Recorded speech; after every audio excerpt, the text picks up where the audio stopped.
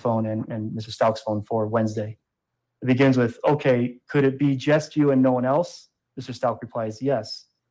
And the response is, and no one wants to talk, so we ask that as well.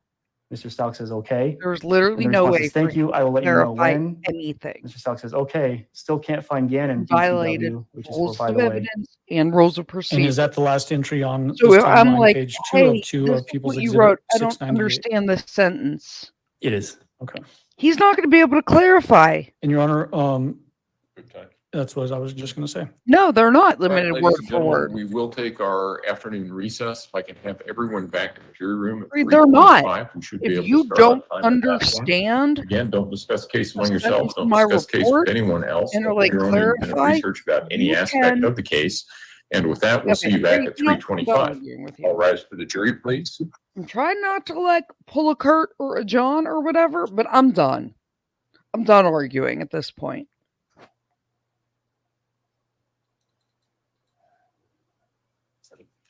Anyways, it's not to Creed's point. Yeah, like they needed to do it to old videos, documents, reports. They allowed a 3-hour meeting off of, and you can't prove that none of this. You know, I don't understand this sentence. Rephrase it. There's no way to prove that what he's rephrasing it with See everybody at or 3:25. re-clarifying Small isn't hand on the something three, big that hand he on the didn't five. learn from her yesterday. All rise. The defense knew, Philip. The defense knew. The prosecution didn't. The defense told the prosecution this morning.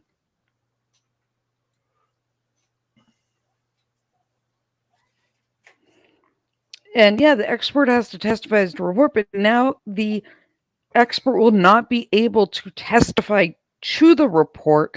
They're only going to be allowed to they're only going to be allowed to no. The expert, the defense knew.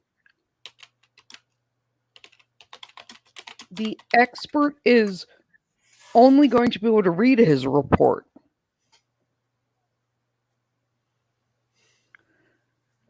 There's a difference between testifying to your report and reading the report. Because they did not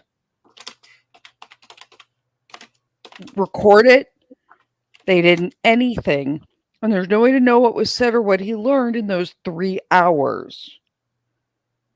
He's going to be able to read the report and not testify and use the report to refresh his recollection. He's not going to be able to do anything other than read it.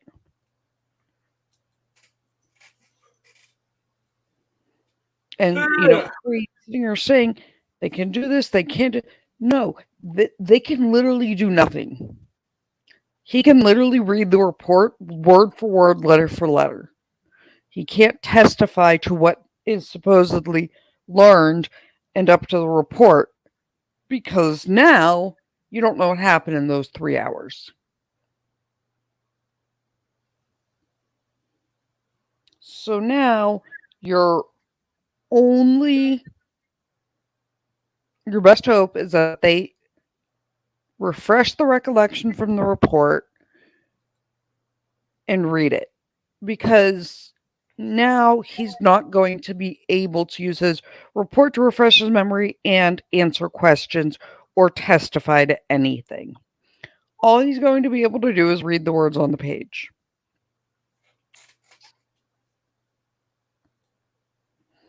Because there's no way to prove that he didn't learn anything new that he is testifying to.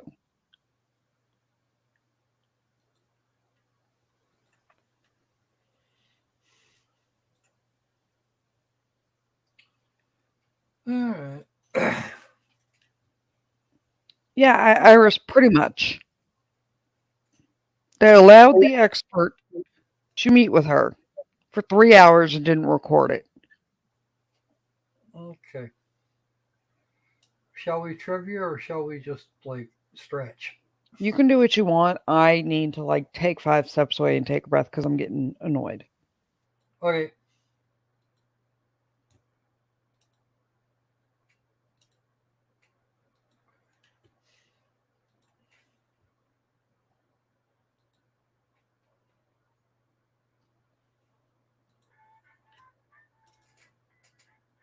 Your room code is JWOJ. Philip, he may not be allowed to. They've already said that the judge is breaking early tonight to discuss the incident and decide if he is going to just allow the report in and allow the expert to read off the report, or just have the report read into the evidence, or if he's going to exclude him altogether. I'm not sure either of those are in the DSM-5. The damn well should be. I recommend strongly as they put that in the DSM-6.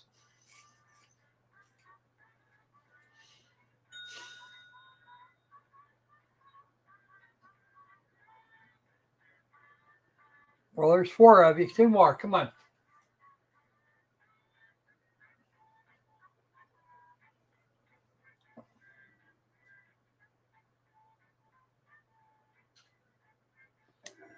Everybody else is scared. Let's go with it.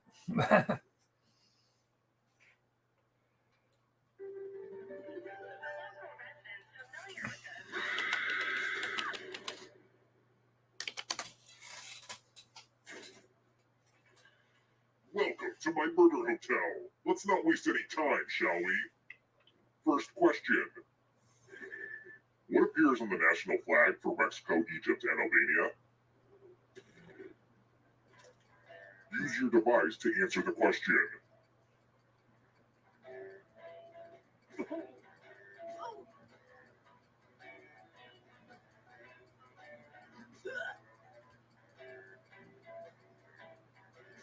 And the correct answer is...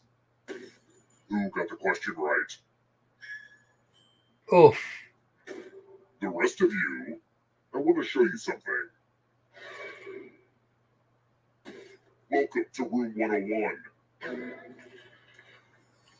Okay, this one is more of an experience. Is it Dad's hat? Pick a box and keep what's inside. Avoid the ones with air holes. Come on, Danny. He can still kill you if you don't pick one. There you go. Ooh, a knife. It's the knife that belonged to my grandma Despair. Always good to get extra fingerprints on a knife. Anyways, you know what would be crazy? If everyone else had to cut off one of their fingers. Oops. For real though, choose a finger to cut off or you die.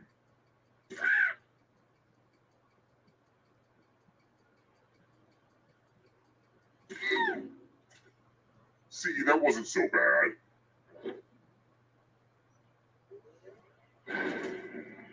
I always want to just push all the buttons, but don't worry, I'll stay focused.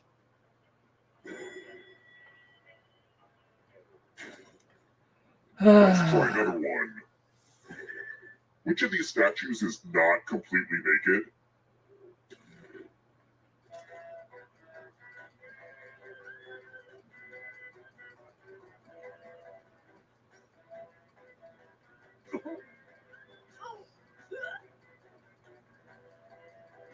Who picked this? The rest of you, it's time.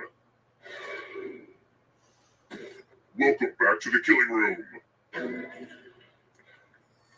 Time to get out the dice. We start by handing out extra dice. Go ahead, give your die to someone to make life harder for them. Oof. Now roll. The player with the highest total dies. Wow, Thomas. Ow. Hey, that's dice for you. Oh, got a couple people really didn't like Debbie.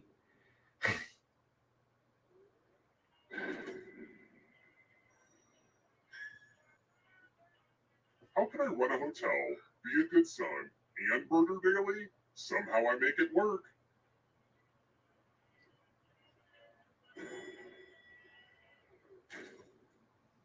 Let's keep moving. Where's the god Zeus in the birth order among his siblings?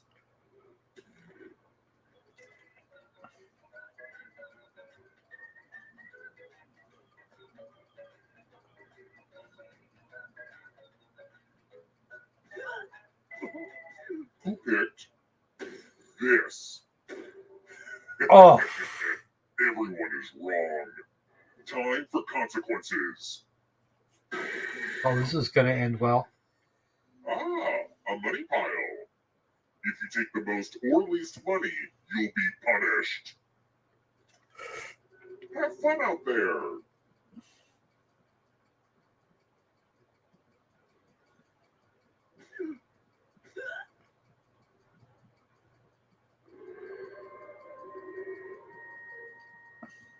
I forget if there's an upper limit I'm to this. excited to see what everybody took. The most and least greedy really messed up.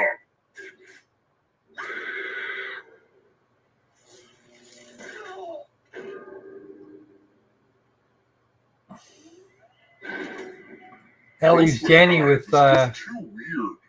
Since you have the least money, why don't you hold on to it?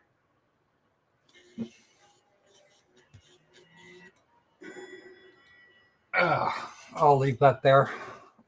We're here. The final round is close. Yeah, maybe not. Maybe I'll just start. Because... For every action, there is an equal and opposite reaction. Whose law is this?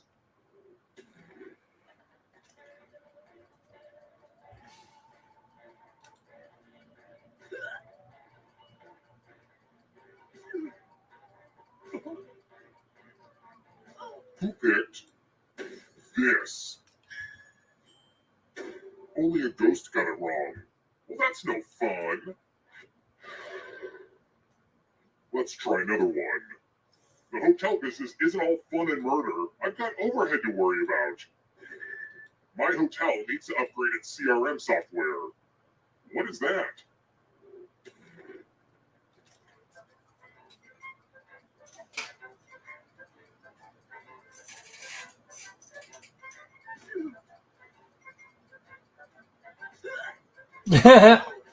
Who picked this?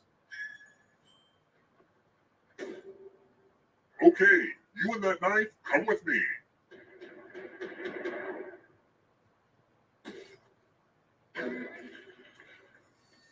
I'm giving you the latest gift of all. A scratch ticket.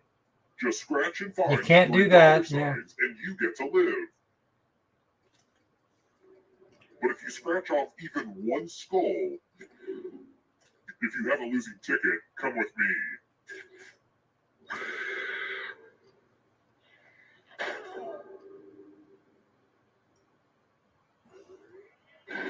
This is where a higher population actually works. All of you, but I still need one alive player. So. Okay, night, Arno. Have the most money. Anywho, the time has come. Okay, we've got about 5 minutes to clear this. Glad to see you're the one to make it here alive. But will you be the one to escape? Here's your first category. Adult Swim cartoons. Tap each answer that fits the category and then press submit.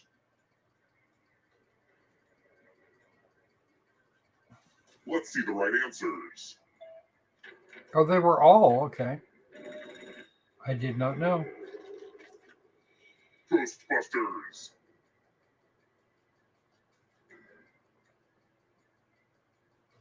Hmm? Time is almost up. I didn't think so. I don't know if you can outrun those ghosts. WNBA teams.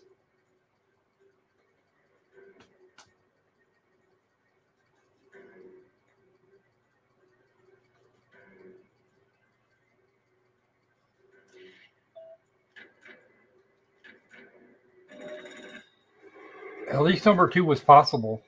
Poems that rhyme.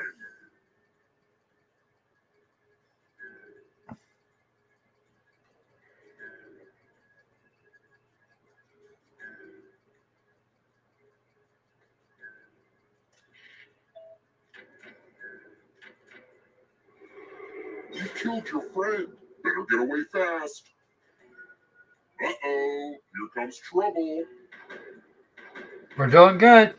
Are you afraid of the dark? Descriptions of the Grinch.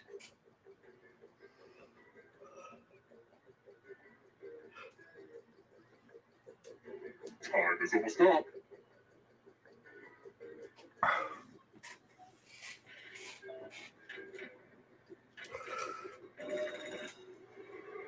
A knife can't save you from ghosts. Types of lumber.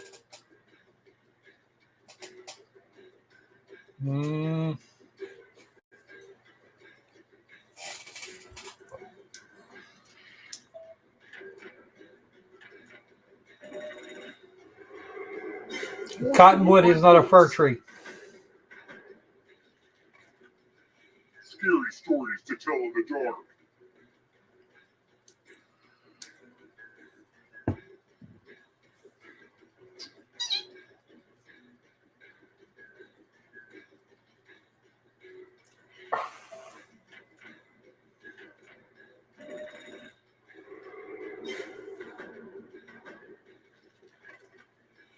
Crustaceans.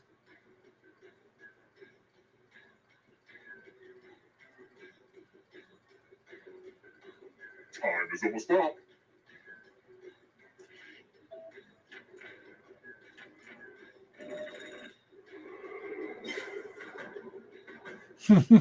One last trap. You need a perfect answer for your final escape. Minute and a half, folks. And that includes the third answer choice now, too.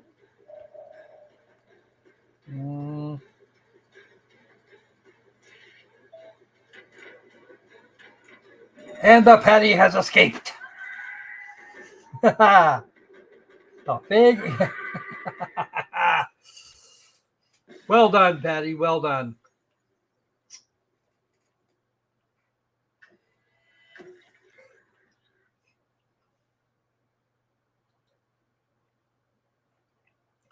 All right, that is it.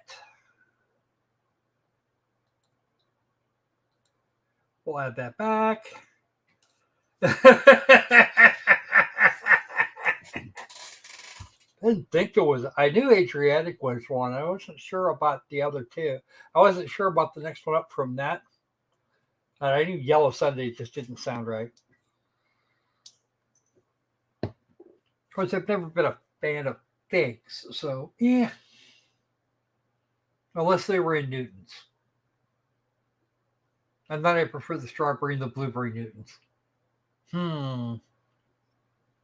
Thursday. Definitely Thursday. I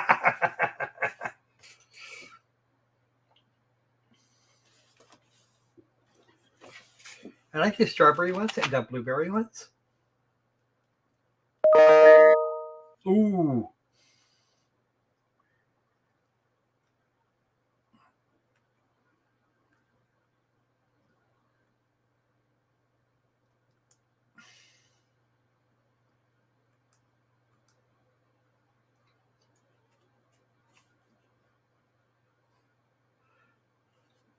Roll call 20 CR 1358, People versus Letecia Stauch. Record should reflect the jury is not present in the courtroom.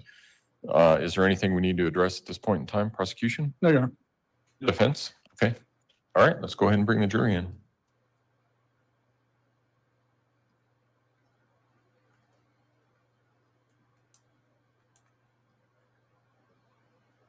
$79, really? 89. Well, last week it was 63 and now it's 79. Maybe we can split the difference. Oh my gosh. What? $64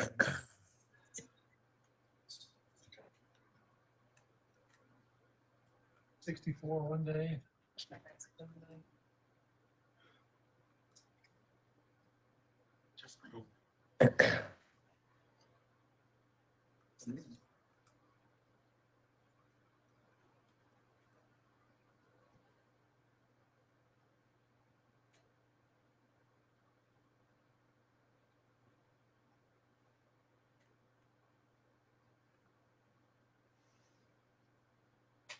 All rise for the jury, please.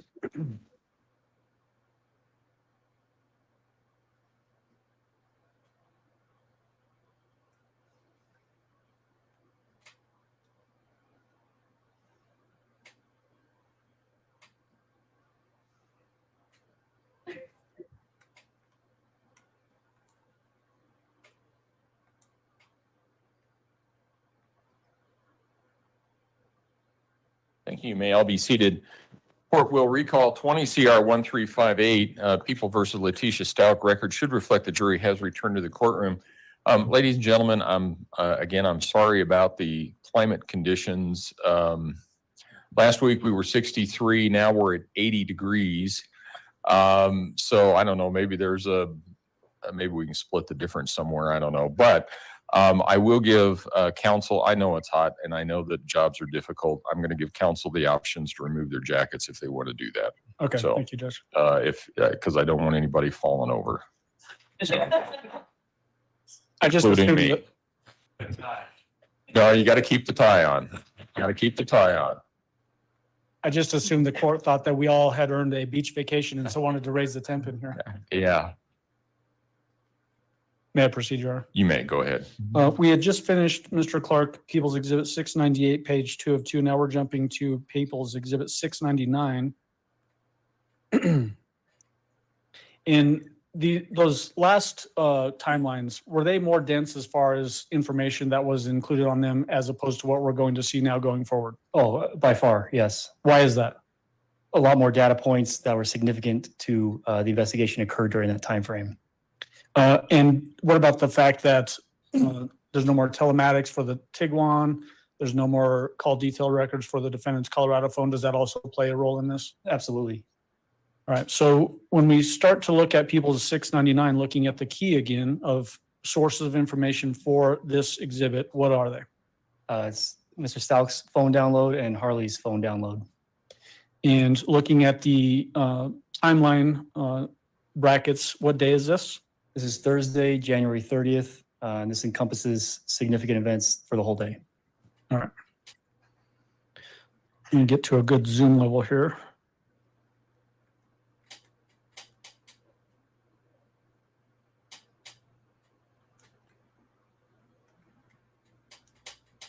All right. So the first entry on this, there's no time listed there. Why is that? So the defendant and Harley are still at the Sanchez residence. That's where they stayed the night. And then the first entry with the time is at 4:38 a.m. What is that information? That's Harley quitting her job at Massage NB. So it's a message from Harley's phone to her supervisor at 4:38 a.m. that reads, "I wanted to say that I thank you for being supportive and for our time at work. I know I provided an initial date that was for me leaving for BMT, which is basic military training. At this time, Harley was supposed to go into the Air Force. But due to safety concerns with my family situation, I need to take care of myself and make sure I am safe at this time. I hope you understand that this was an extenuating circumstance and hope that I can leave the company with a great relationship and future references. Thank you." When we think back to the testimony from Harley Hunt, who, by indications of the investigation, actually penned that text message? This message was authored by the defendant. And I should have asked at the beginning, but the blue line indicating Gannon is missing, does it extend for the total period of this particular day as well? It does. Gannon is still missing. 7:57 a.m. to 8:57 a.m. is the next timed entry. What is that entry? These are more messages between Harley's phone and Mr. Stauch. And it starts with, "My life was threatened on social media and told how people are looking for me. My grandma had threatened, so I do understand the pain and scaredness, but my mom did not do anything to harm Gannon. You should know that. I can come this afternoon to get my things." Mr. Stauch replies with, "None of that is by me. You are always safe with me and you know that." And the response is, "Not by you, but you could stop it." Mr. Stauch replies with, "Social media is stupid. You should be with me. Your grandma and them should not have gone on there either. Call me." And the response to Mr. Stauch was, "I did and you didn't answer." Mr. Stauch says, "No, I just called you and went straight to voicemail. VM. Harley, you are 17 and you are my responsibility. I know you are scared and confused about all this, but I'm making this very clear. I'm asking you and Amy to come see me. I need to verify your safety. If you leave without seeing me first, I will fear for your safety and have to report it to police as missing runaway. If your mom signed consent, like you said, I must see it ASAP and have a copy, and it must specify who you're allowed to leave with. This is the issue I was trying to avoid by sending you to safety yesterday, but you chose to not do that. Either way, maintain constant contact with me and keep me informed of your location. I will not come and try to bother you, but I have to know you are safe at all times. Love you. And let me break in there just so we can make the record clear. You referenced Amy, spell that Amy's name. AIMEE. And who is that in reference to? That's Amy Lowry, the defendant's sister. Okay. And then picking up there after that text from Mr. Stauch to Harley Hunt's phone, what is the response to that? The response is, I'm not scared. Why would you do this when I don't want to be around you? Be with Landon. You turned on my mom. I want to be with my grandma, my uncle, and my aunt. I'm not your child, nor will ever be. And then Mr. Stauch responded with, I disagree, but I respect your opinion. I have to visually confirm your safety. After that, if you decide to leave with your family, we will work through that. Where can we meet? I'm about to go to Lena's school so we can meet there or close to the house. The response was, you promised I could get my things with my family, and you said no one would be there but you. And Mr. Stauch responded with, yes, but you are not working with me. And for context purposes, when we're talking about this Thursday, January 30th, does this coincide with, or what day did it occur when the defendant and Harley went back to 6627 Mandan Drive to get things out of the house? That's going to be the next day, on Friday. Is that what they're referencing here in these text messages, though? Efforts to go to the house to get those things? They want to be alone. They don't want to be bothered by anybody or ask any questions. They just want to show up and take their belongings and leave. And so that the record is clear, they being who? The defendant. Okay. The next timed entry is at 8:57 a.m. and stretches to 10:37 a.m. What are we looking at there? This is Harley's phone. It's a continuation of the conversation with Mr. Stauch. And it starts with, I'm not. You will do me like you did mom. Please stop. You have your car. Give it to Landon. I paid for it all this time. Stop trying to force me to do something. And let me break in there just for reference purposes. The car that's being referenced there, what is being discussed? It's the Volkswagen Jetta. The Volkswagen Jetta assigned to Harley Hunt? That's her primary vehicle, yes. Okay. And then pick up from there. Mr. Stauch says, I'm not getting into a text battle. I need to confirm your safety. And then what you do from there is your decision. Someone is influencing you wrongly. And the response was, influencing me to go with my blood family. We have the same blood. So how is that wrong? I'm safe, so please let me come with my family to get my things. Mr. Stauch says, I have to visually confirm. And the response was, I'm not meeting you. What is wrong with you? I do not want to be around you. I'm afraid to be around you if my mom is not there. Mr. Stauch replies with 10:30 at the house to get your stuff. And the response is, I've been asking for confirmation because we need to get a rental truck to transport. We could never get that from you, so we have to make the plans. Mr. Stauch responds with, that means nothing to authorities. Please meet at 10:30. The response is, why are you trying to take me? What do you get out of forcing me when I hate you now? No one is influencing me. I hate you. Mr. Stauch replies with, not forcing you, only confirming your safety. The response was, you mean nothing to me, none of you. You set my mom up so you could be with your ex-wife. I hate you. Mr. Stauch replies with, well, I love you, and I'm sorry you feel that way. And the response is, if you don't want to be with me and my mom, then you can't have me. She is the best mom ever, and she would not harm anyone. You are doing this for control. Mom's attorney is coming to get her things. He will have an order. And just for context purposes, based on your knowledge of the investigation, who do you believe to be operating Harley Hunt's phone at that time? I believe this to be the defendant. The next entry is at 11:06 a.m. What is that?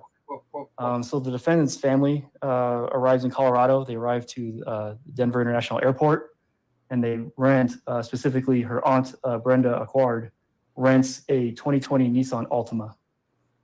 During the period that this Nissan Altima is in play as being rented by Aunt Acquard, did the defendant have some access to this car by herself? She did. Okay. The next entry is at 1:24 p.m. What is that? This is when the defendant We're and getting ready to run Harley the go to the entire Marshalls route. located at 1760 East Woodman Road. And that's where the Volkswagen Jetta and Harley's phone were seized by the Paso County Sheriff's Office. Does that then now diminish even further points of data going forward now that Harley Hunt's phone is also seized? It does. None of the original data points that we've seen up to this point are in play anymore. We've seized 2 cars and 2 phones. And was there telematics associated with the VW Jetta? No, Is that the last entry on People's Exhibit 699? it is. Moving on to People's Exhibit 700.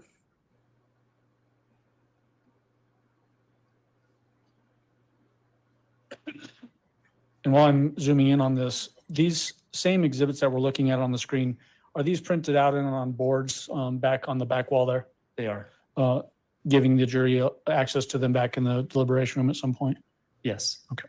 Same exact things? Same exact things. Looking at People's Exhibit number 700, what are the sources of information for this portion of the timeline? So we have FBI CAS data because you may recall Sergeant Roy Ditzler testifying that he placed a GPS tracker on the Altima later in the afternoon on this Friday. And then we also have some American Express financials, some transactions. And the period of time for this particular timeline, People's Exhibit 700 is what? Friday, January 31st, encompassing the entire day. Okay. And then does the Gannon is missing indicator line extend for the entirety of this day as well? Yes, Gannon is still missing. Starting at the first time's entry on the timeline at 9:44 a.m., what do we have there? So at 9:44 a.m., the family goes to the Enterprise located at 421 North Chelton Road. And by the family, that is the defendant and Harley, along with Aunt Brenda Awkward, mom, Deb Lowry, and then brother Dakota Lowry. And Dakota Lowry, is that the same person that testified in front of this jury early on in this trial? That's him. And they rent a 2019 Ford Transit van, and we'll refer to that as van number 1 for the next essentially 24 hours. And why do we have to designate van number 1 and then a secondary van number 2? Because tomorrow, on Saturday, the defendant rents a similar van, but from budget. Okay. And that's van number 2. 11:19 a.m., what's the entry there? So we're on Friday, 11:19 a.m. The van with the family and the Nissan Altima with the defendant, and the family means all of them, they all arrived to 6627 Mandan Drive to take out the defendant and Harley's belongings. And then the next entry at 12:10 p.m., what is that? That is when the KKTV interview was done by Spencer Wilson with primarily the defendant and with a brief appearance by Harley. And we heard testimony from Spencer Wilson on that point as well, is that right? We did. And then in the frame, you actually see the back end of the van number 1. How many times roughly during that interview did the defendant reference Gannon's name? You know? It was 9 to 12, if I remember correctly. And do you have, I'm sorry, finish your sentence. I think it was less than, it was no more than 16. I think 12 is the number that comes to mind. And then how many references by the defendant to I, me, or my? Do you have any idea? It was over 100. Okay. Yeah, that's not good. The next entry is at 3:26 p.m. and 3:38 p.m. What is that information? So after the interview, the family with the 2 vehicles returned to where they're staying, which is the Extended Stay of America located at 5855 Corporate Drive.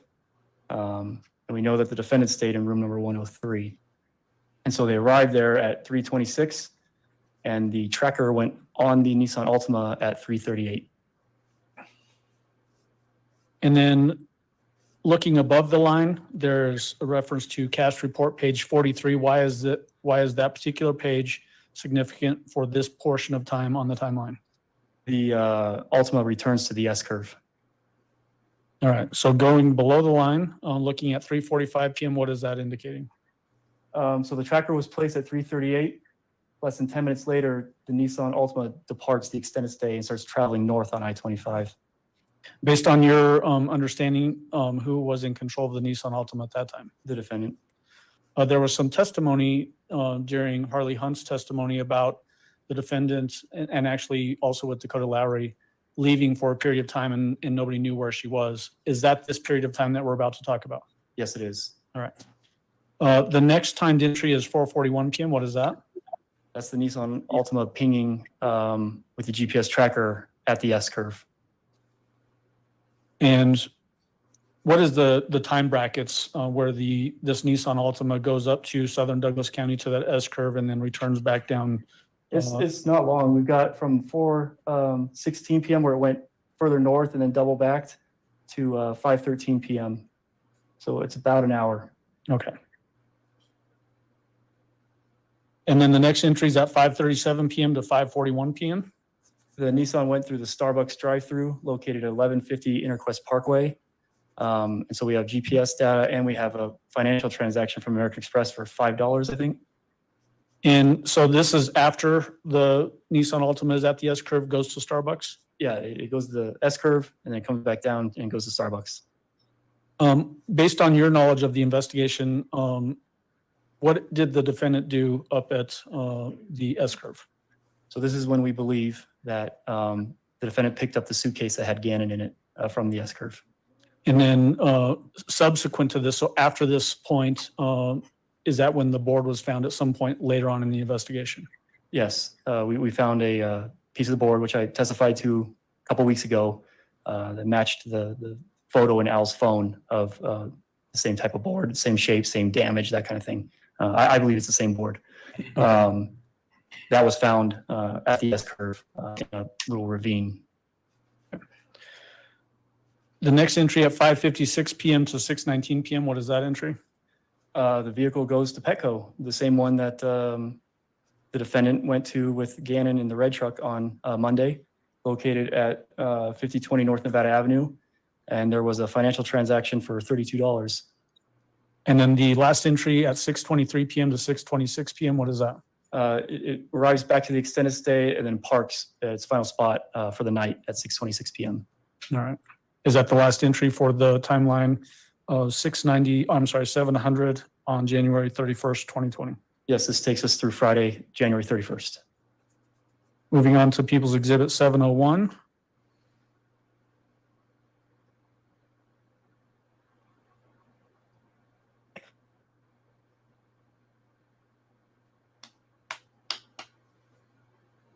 What are the sources of information for People's Exhibit 701?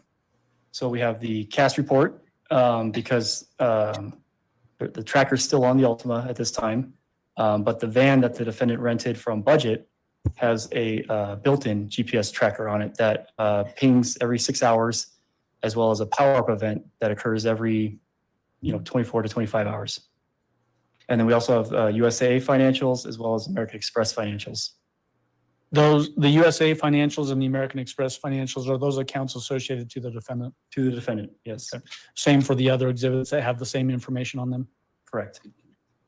The blue line indicating Gannon is missing, does that extend for the entirety of this timeline as well? Yes, Gannon is still missing, and this timeline covers the period of Saturday, February 1st through February 4th. Okay. Starting with the first timed entry, you have that squiggly line and then 8 a.m. What do you have? Why do you have the squiggly line there again? So the information that we have is that the van number one, with Dakota, Lowry, and the defendant in it, departs the extended stay right around 8 a.m. Where did they go to? They drive to the Budget, which is located at 140 East Garden of the Gods Road, where the defendant rents a van number two for $679 using the American Express.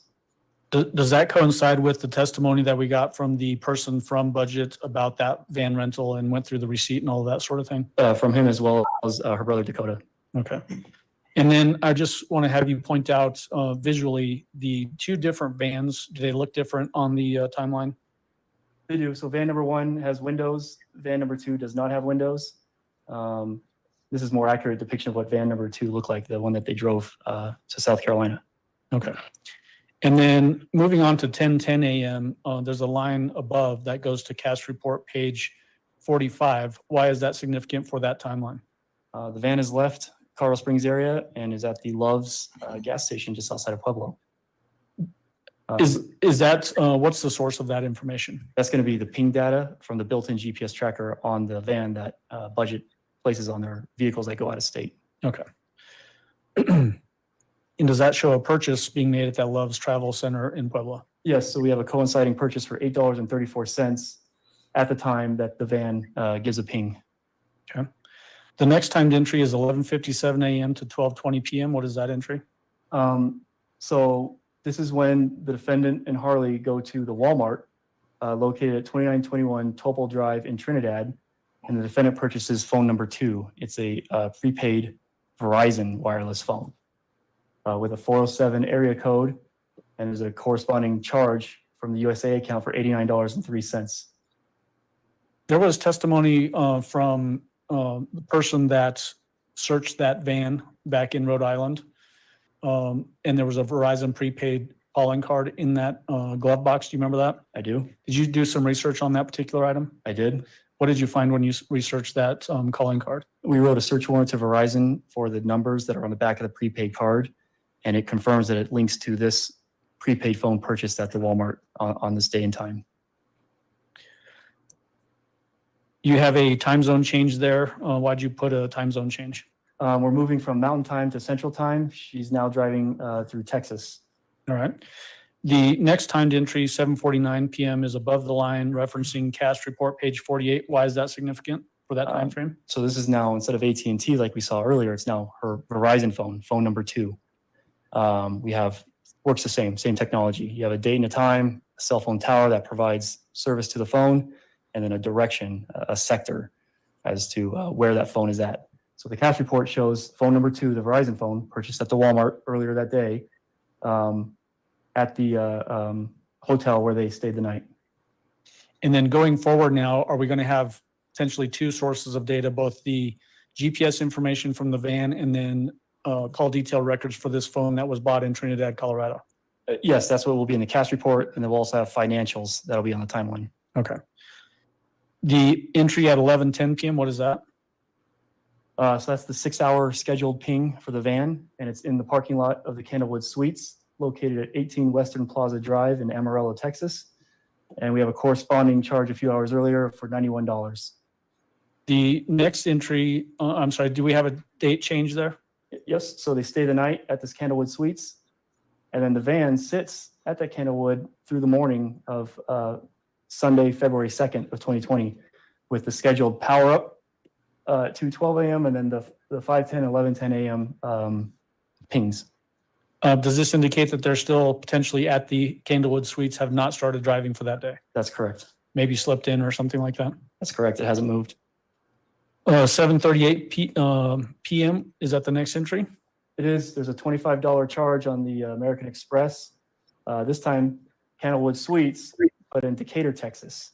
601 West Thompson Street is the Candlewood Suites. And then we have a corresponding 11:10 p.m. GPS ping. So they traveled from Amarillo to Decatur on February 2nd. Do they spend the night in Decatur, Texas into the morning and day of February 3rd? They do. What's the next timed entry at 3:14 a.m. to 5:10 a.m.? We have the power up event, and then we have the scheduled 6-hour ping alert. And the van is still at the Candlewood Suites in Decatur, Texas. And I should have asked you to clarify this, but on those van schedule alerts, you have in the line, it says stopped for those different references. Why do you have that word stop there, and what does that mean? It means it's parked. So we mapped out all of the pings, and sometimes it was traveling on the highway. And when it's traveling, it gives you where it's at and how fast it's going. And so this is just important, showing that it's just parked in the parking lot of the hotel. Okay. And then moving into February 4th, did they spend the night in Decatur, Texas? They did. And then the next timed entry is at 12:22 a.m. What is that? So we're now into February 4th. It's a Tuesday. At 12:22 a.m., the defendant's American Express was charged for $106 at the Candlewood Suites, located at 1953 North Cross Lane in Pensacola, Florida. Why is the stop at that Candlewood Suites in Pensacola, Florida, significant for the investigation? That's where Gannon would later be found, nearby under a bridge. Okay. Let me ask you whether you know this or not. Was surveillance video, like we had the surveillance video from the Amarillo, Texas Candlewood Suites. Was there able to be video obtained from the Pensacola, Florida? That doesn't sound like fun, Sandy. Unfortunately, there was not. It had already been overwritten. Okay.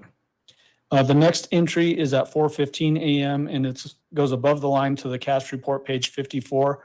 Why is that cast report page significant for this timeline? So it shows the towers and sectors that service the Verizon phone number 2, that provide coverage to the Candlewood Suites where they stayed the night. We've got 2 scheduled pings at 5:10 a.m. and 11:10 a.m. in the parking lot of the Candlewood Suites. But then we had one of those power-up events at 4:15 a.m. And here's where Gannon was later found. And here's where that power-up event occurred. And so sometime between 12:22 a.m. when the defendant checked into the hotel and 4:15 a.m., the van had moved. It was less than... Was it 1.8 miles from that point to where Gannon was? I was going to say less than 2 miles. And it was 1.8 miles from that ping to where Gannon was found.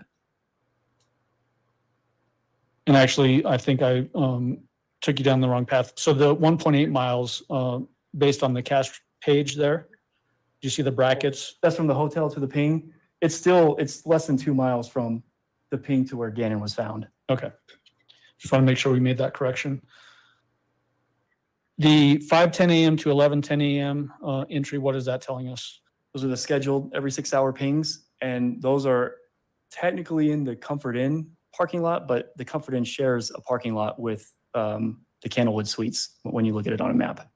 So does that mean that the Candlewood Suites and that Comfort Inn are right next to each other? Right next to each other with a shared parking lot. All right. What about the address for that Comfort Inn? It says on the line on that entry 8080 North Davis Highway, Ferry Pass, Florida, whereas the Comfort Inn says 1953 North Cross Lane, Pensacola, Florida. Sure. Yeah, that's definitely a bad idea. It's the same zip code. And so that's just how they're registered online with their address. Okay. I confirm they're right next to each other, and then one just faces one street for the addressing and the other faces a southern street for the addressing. Okay. The next entry is 11:44 a.m. What is that? That's a financial. Harley goes in and buys breakfast at the McDonald's, which is like less than a block from that Candlewood Suites. The next entry you have is a time zone change. Is that right? That's correct. We go from Central Time to Eastern Time. All right. The next timed entry you have is at 11:32 p.m. and it points upwards to a cast report page 56. Excuse me, on page 56. Why is that cast report page significant for this timeline? It corroborates what the van pings are saying with the call detail records, along with the financials, that the phones continue to travel down south and stays in the Orlando area.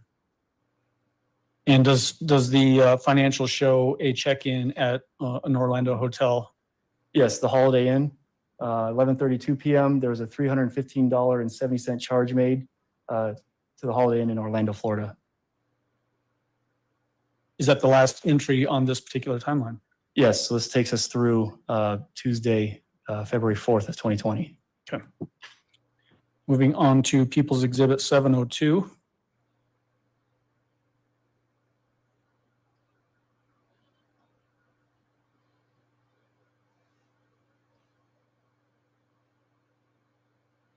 Again, for reference purposes, what are the sources of information for People's Exhibit 702? We still have defendant's phone number 2, the Verizon phone that you purchased at the Trinidad Walmart, as well as the scheduled and power-up pings off of the rental van that are in the cast report. And then what are the relevant time spans for this particular exhibit? So this goes from February 5th, which is a Wednesday, all the way till March 17th of 2020. Does this cover then the time frame of when the defendant is ultimately arrested in South Carolina? It does. Does it stretch all the way to the point when Gannon's remains are found under that bridge? It ends when we find Gannon. Okay. So the first entry on this is which day and time? So this is February 5th. It's a Wednesday, 2020. And then you've got a line going up to cast report page 57. Why do you have that going up to that particular page at that time? This shows where the van and the phone are at during this time. Does this basically just show the van and the occupants, Harley, Hunt, and the defendant traveling from Orlando up to South Carolina? It does. They stayed the full day in Orlando and then started traveling up Thursday the 6th to Myrtle Beach, South Carolina. They arrive and they return the van to the budget located at 1400 Cannon Road, Myrtle Beach, South Carolina. And the van was returned sometime before 6:10 p.m. because that's when it has every 6-hour scheduled ping. And then for reference purposes, you have the line going above the timeline to cast report page 58. Does that corroborate the cast report page 58, returning the budget van at the budget rental place in Myrtle Beach, South Carolina? It does. It also corroborates the residence that she was staying at for the interim at the Abernathy residence. Okay. Will you just point that out on the map? Sure, it's right up here. So you have this tower with this sector that provides coverage to the Abernathy residence, and you have a van ping here. Okay. And then moving on to the next entry on your map, or I'm sorry, on your timeline, February 8th, 2020. What is indicated on February 8th, 2020? So the defendant gets her third phone, and we refer to this as her South Carolina phone. And was that phone seized during the investigation? It was on her arrest. Did we have testimony from a detective that was involved in seizing that phone as well? We did. The next indicator is February 15th of 2020. You've got 2 entries on that. Explain what we're looking at there. So the first one is we find the board with Gannon's blood on it at the S-curve on the state on Saturday, February 15th of 2020. Yeah, you do not want to know. Also on this day, the defendant makes a post on her Facebook account. Do you want me to get into that? Yeah, so that particular post, was that Exhibit 50 that was admitted during Mr. Stauch's testimony early on in this trial? It was. What does, was that a video? It was a video. Of what? Gannon, when they're in Hawaii, he's waving and says goodbye and jumps off of a dock into the water below. People's Exhibit, I'm sorry, February 18th on this timeline. You have a indicator there. What is that? This is the first fake polygraph that the defendant tried to obtain, where you heard the wire, the call, where they weren't going to release it because it violated their policy. And so that's when that happened. And then February 19th entry, what is that? That's when the note was created with the 5 altered questions that I talked about this morning from her South Carolina phone in the notes. And that was Exhibit 692 that we admitted during your early portion of your testimony today? It was. Jumping to February 21st, you have 2 entries there. Explain the one on the left first.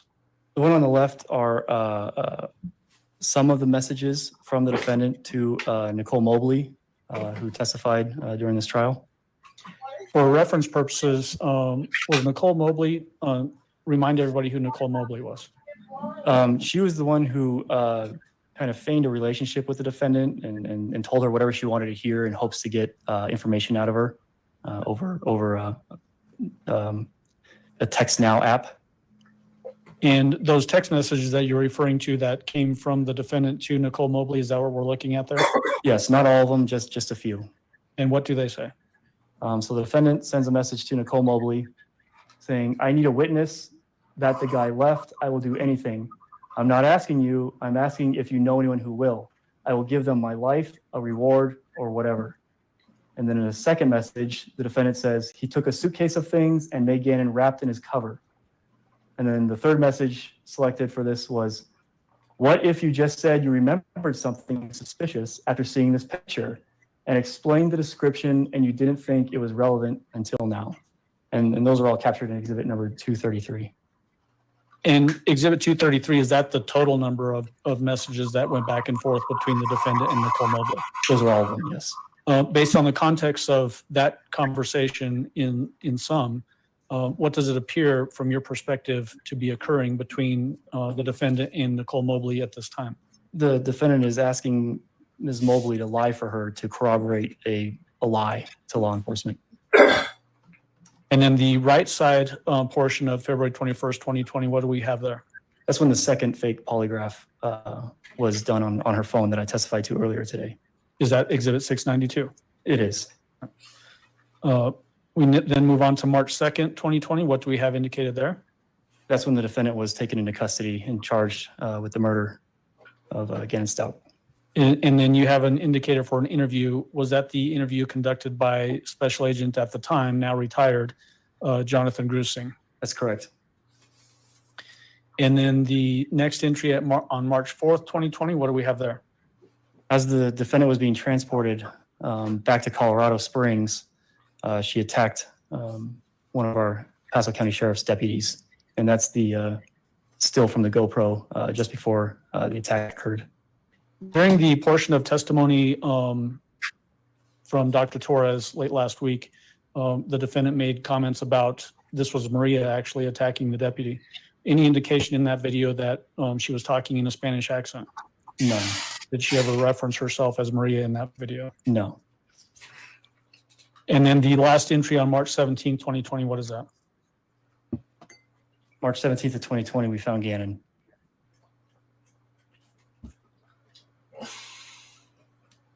All right. May I approach and set up the easel? Okay. We can turn the TV on.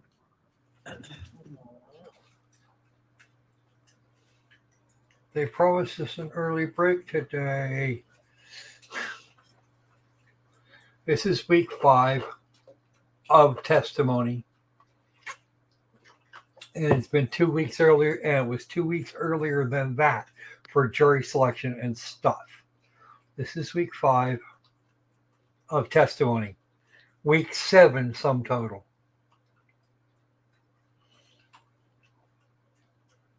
For purposes of foundation, people's exhibit. This better be one killer defense.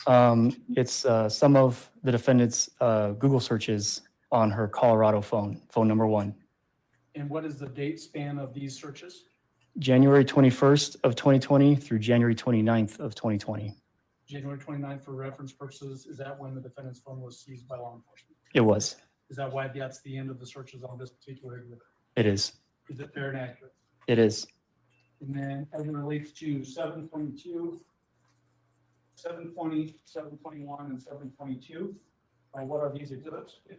These are Google searches from the defendant's South Carolina phone number 3. 720 spans February 19th of 2020 through February 23rd of 2020. Exhibit 721 spans February 24th, 2020 through February 26th, 2020. And then Exhibit 722 are searches conducted from February 27th, 2020 through March 1st of 2020. These all fair and accurate representations of searches that were found on the South Carolina seized phone? Yes, phone number 3, the South Carolina phone. This time I move for admission of these exhibits 720, 721, and 722 as it relates to the South Carolina phone. And then People's Exhibit 703 as it relates to the Colorado phone. Mr. Cook? No objection, Your Honor. Exhibit 703, 720, 721, 722 will be admitted. Go ahead. Thank you, Your Honor. And permission to publish 703 at this time? You may go.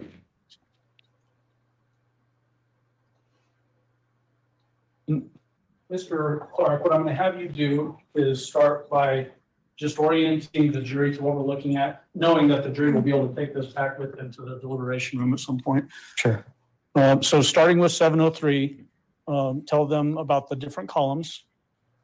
So on the far left, you have the date and the time that the search was made. And this is Colorado time because this is the Colorado phone. And so it's local time. And then on the right, you have the words typed for the actual search. And then are these, I guess, can you tell the difference when you look at the download of the phone, whether searches have been deleted or whether they're still active on the phone? Yes. So on this Colorado phone, there was just over 6,400 searches done during this time period of the phone download. She deleted about 4,500 of those. So we're left with about 2,000 searches that still have a date and a time component with the search. When you delete a search, the deleted search is still saved, but the metadata is stripped from it. So there's no date and time component. And so we don't know when the search was made. We just know that the search was made. And so just to keep it clean, we are only presenting the searches that we know when they were made. And then as it relates to the searches that were referenced in Special Agent at the time, now retired, Jonathan Grusing, there were searches that were referenced in his interview. Were those deleted searches that he was referring to? They were. And so does that mean that they didn't have date and time stamps for when those searches were actually conducted? That's correct. Do we know, though, that those searches were conducted prior to January 29th, 2020, when the defendant's phone was seized? They were, yes. And then as it relates to, you said, I think, roughly 2,000 undeleted searches on her Colorado iPhone. Did all of them have any relevance to the investigation that we're talking about? Not all of them, no. The searches that we have on People's Exhibit 703, do they have relevance to this investigation? They do. Starting with the first entry, what I'd like to have you do is just tell us the date and time of that first entry. Sure. So the first one we selected, and this goes in chronological order. And it's also important to note that all of these were searched at least once. So the first one was January 21st at 9:05 p.m. The defendant searched Landon Marie Hoyt. Is that Hyatt? I'm sorry, Hyatt, yeah. Yeah, and then just so the record is clear, spell the name. Landeen. Marie is Marie, and Hyatt is Hiott. What is the next search? Same day, but at 9:10 p.m., so 5 minutes later, U-Haul truck rental. The next search? 9:12 p.m., U-Haul trucks rates Colorado Springs, Colorado to Orlando, Florida on January 22nd of 2020. There was a reference in text messages that we went through on the timeline where the defendant said, I should have left last week when I was, do you remember that search? I do. Does that coincide with what we're seeing here, that the defendant is searching for U-Haul trucks to go to Florida? Correct. And is this roughly a week prior to Gannon being missing? It is. The next entry, what is that? 9:14 p.m., another search was made, U-Haul truck race Colorado Springs, Colorado to Orlando, Florida on February 6th, 2020. And so the actual date of that search, though, was that January 21st, 2020 also? It was made a couple minutes after the previous one for the rates on January 22nd. Are there two searches next that occurred on January 24th, 2020? Yes. Tell us the time of each one of those two searches. 7:32 p.m., jobs, employment in Myrtle Beach, South Carolina using Indeed.com. And then at 8:01 p.m., sometimes you just leave and take, and it's misspelled. It's spelled Notijig. I'm assuming that means take nothing.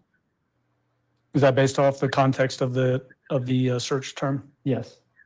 Are there then now a bunch of text messages, I'm sorry, not text messages, searches on the defendant's Colorado phone that occur on January 25th of 2020? Yes. Tell us the first one and what time that occurred and what it is. First one occurred at 8:48 a.m. and it's jobs, employment in Los Angeles, California using Indeed.com. What's the next one on January 25th? January 25th is 12:16 p.m. Now this is Saturday before Al flies to Oklahoma. So Saturday the 25th at 12:16 p.m., find real military singles was searched. Is there another search at 12:16 p.m. as well? There is military dating and singles at militarycupid.com. What's the next search on January 25th of 2020? 1:40 p.m. The search was parenting should be 4 people, not 1. What's the next search on January 25th, 2020 and what time? Also 1:40 p.m. I'm over doing all the work for my stepkids and their mom doesn't help. What's the next search on January 25th, 2020 and what time? It's at 1:48 p.m. and it reads, if you aren't involved in your kid's life, you are shitty. What's the next search on January 25th, 2020 and what time? 1:49 p.m. My husband's ex-wife does nothing for her lids. Based on context, what do you think that the lids actually meant? Should be kids. Okay. Is it a typo basically on the searcher's part? Yes. The next search on January 25th, 2020, what time and what did it say? 1:51 p.m. I wonder if my husband's ex-wife is sending me a Valentine's card since I raised her kids. Does that coincide with what we talked about earlier with text messages from the defendants originating from the defendant's phone having periods instead of spaces sometimes? Yes, primarily happens in a lot of the searches with the periods in between. Okay. What is the next search on January 25th of 2020 and what time? 1:54 p.m. One day, some people will wish they treated you differently. What is the next search on January 25th, 2020 and what time? 7:57 p.m. Find me a rich guy who, wants me to take care of his kids. What is the next search on January 25th, 2020 and what time? 7:58 p.m.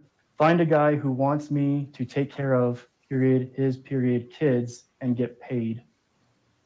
What is the next search on January 25th of 2020? This is at 9:11 p.m. and it's apartments for rent in Fort Lauderdale, Florida on Trulia.com. What is the next search on January 25th, 2020? 9:13 p.m. 1 bed, 1 bath apartments for rent in Fort Lauderdale, also on Trulia. What is the next search on January 25th, 2020 and what time?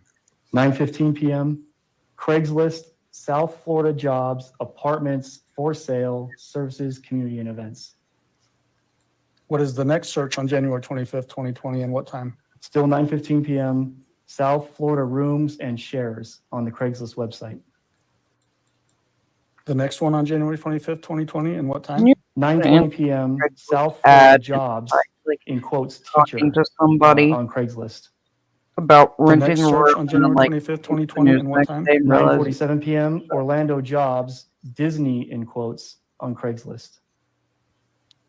During the course of the investigation, did it become clear to you that the cool, defendant glad had Doug an affinity didn't for Disney and Disney characters? let her move in. The next search on January 25th, 2020? 9:49 p.m. Orlando jobs, in quotes, manager on Craigslist. The next search on January 24th, 2020? 25th. Still 9:49 p.m. Orlando jobs. Ooh, cruise jobs. In quotes. Because there's also no on one else Craigslist. around to be What did stuck I on say? a ship with. I think you said 24th. Okay. And you corrected me to the 25th. Thank you. Yeah, cruise jobs Next don't seem to be search on doing all January that well. 25th, 2020? What crap? 9:49 p.m. I said cruise Orlando jobs don't seem to be doing all that well. In quotes on Craigslist.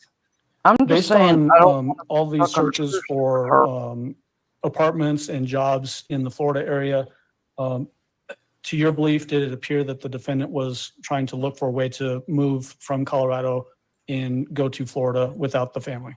Right. 1 bedroom, 1 bath apartment for rent. That means you're not moving a family of 5. And then do we have searches, 3 searches that occurred on January 27th, 2020? We do. Tell me the first one on January 27th, 2020. 12:09 a.m. My son, burned the carpet. How, do I fix it? Is there a period between the fix and the it? There is. I just couldn't see it from this angle. How do I fix, it? And then the next search on January 27th, 2020, what is it and what time? 1:03 a.m. Son sick. Can he stay, home? And then the next search on January 27th, 2020, what time? Why are we 2:42 reading out a.m. searches? Craigslist, Orlando, Florida. Because they're trying to Apartments for sale, community develop a events. lack of DID, I think. We've done And for that. context purposes, Yeah, is they January did 27th, for later that day, the 25 day times. that the defendant called 911 to report Gannon as a runaway. Correct. We have then several searches on January 28th, 2020. Is that correct?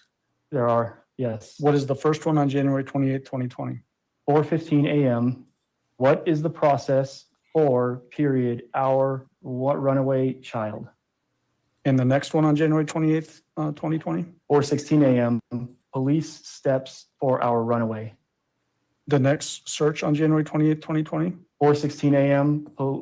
Police steps for, our missing child. The next search on January 28, 2020? This was the 7:17 a.m. one, find cheap rental car deals on Priceline. Does this coincide essentially with the defendant renting that Kia Rio at the Colorado Springs Airport on this particular day? Correct. The next search on January 28, 2020? At 8:17 a.m., $37 a day compact car. And then the final search on January 28, 2020? 12:57 p.m., can Nintendo find my Switch? And then now do we have two searches on January 29th? Correct. Tell us the first search on January 29th as it's relevant to this investigation. Both were at 2:34 a.m. And the first one reads, I want immunity because it was gang related. And the second one is this GregHillAssociates.com. She read an article about be careful about being granted immunity and not testifying. And does that immunity theme come up in the recorded phone calls between the defendant and Mr. Stauch during those consensually recorded phone calls that we heard testimony from? Numerous times. All right. I'm going to switch out the exhibits and move on to People's Exhibit 720.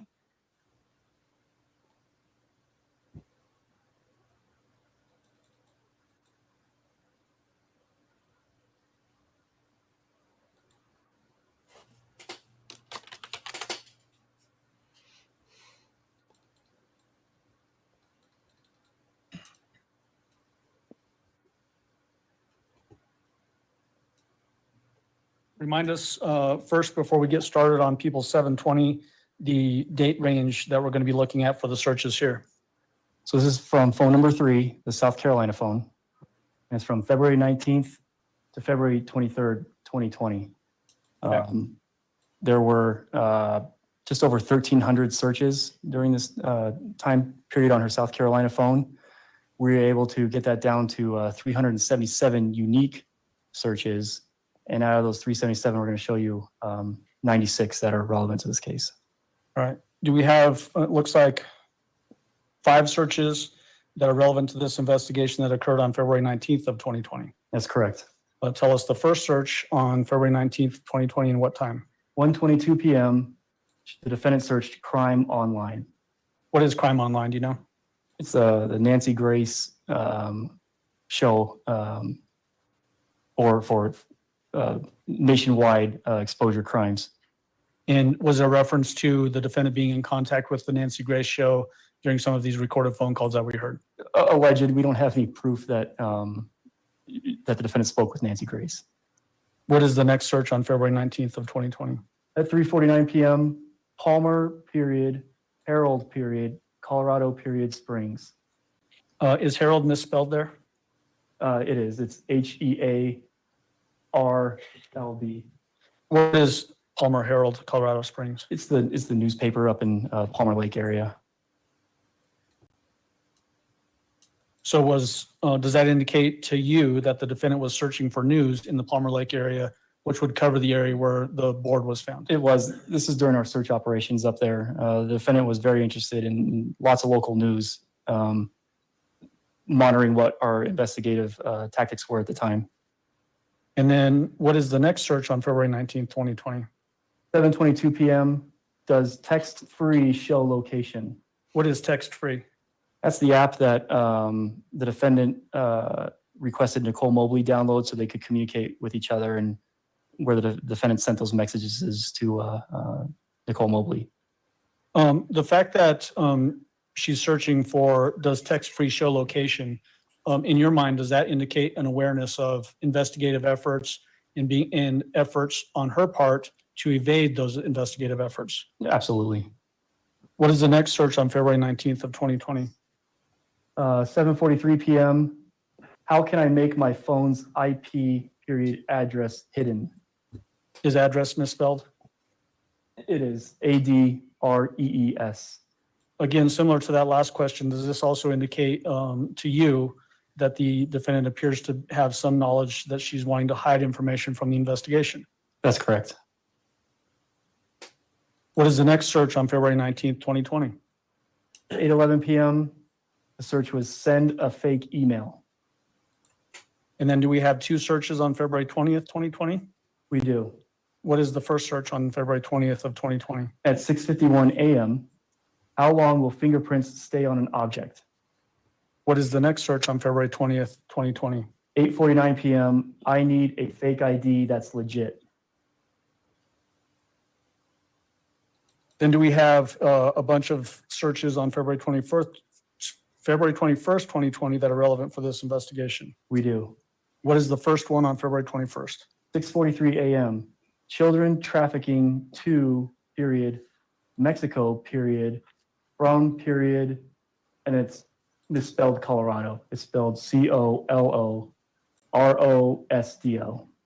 And does this roughly coincide with references by the defendant in some of these recorded consensual phone calls that were recorded by the FBI, indicating that Gannon may have been trafficked to Mexico?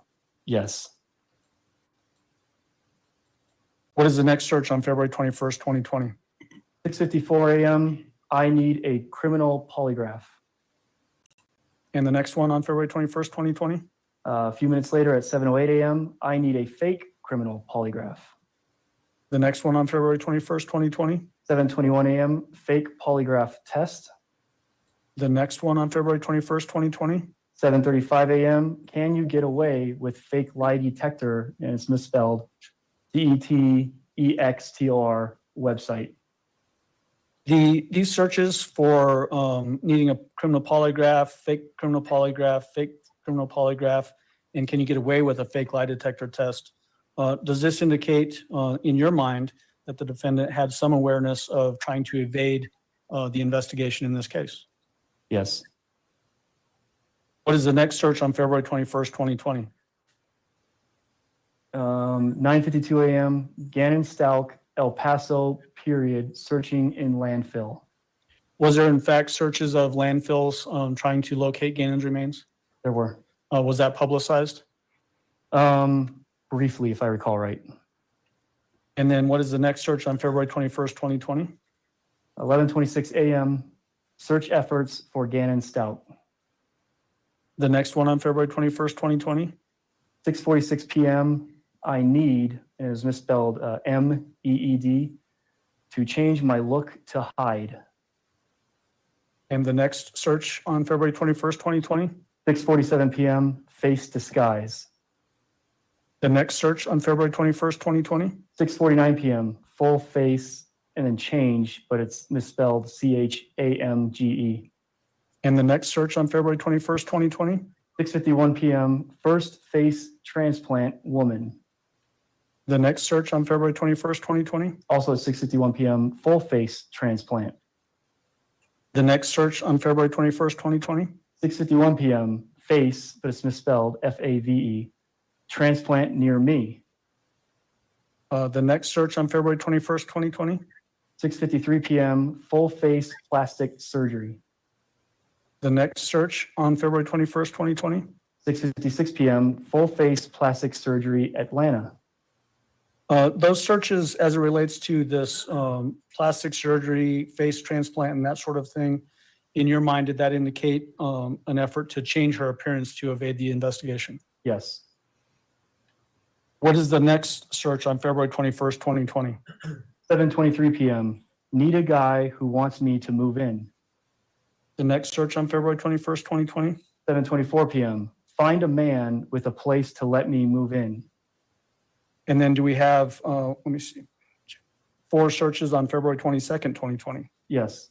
What is the first one? 9:50 a.m., change my facial appearance, but appearance is misspelled APPEARMCE. And the next search on February 22nd, 2020? Also at 9:50 a.m., drastic ways to change your appearance. The next search on February 22nd, 2020? 2 minutes later, see what my face will, but misspelled SILL, period, be with plastic surgery. And the next search on February 22nd, 2020? Also at 9:52, plastic surgery, Myrtle Beach, SC. Did this indicate to you that the defendant is still indicating a willingness or want to change her appearance to evade the investigation? Yes. And then do we have 4 searches on February 23rd, 2020? I don't think we. do. I don't think we What want is the first one? 3:08 That might a.m. be kinda Gannon tough there. Stauch found. Was he found on February 23rd? No. What's the next search on February 23rd, 2020? 8:24 a.m. replacement passport. The next search on February 23rd, 2020? 3:15 p.m. shock from period watching someone get shot. Is someone misspelled? Yes, it's spelled Someoke. Is this the first indication that we have, well, let me back up a little bit. Gannon's body still had not been found by this time, right? Not yet. Is this the first indication that we have of consciousness by the defendant of Gannon being shot? Yes. And then the final search on February 23rd, 2020. 5:13 p.m. face mask that looks real to disguise. Is that the last search on that exhibit? Yes. I'm going to switch them out and move on to 721.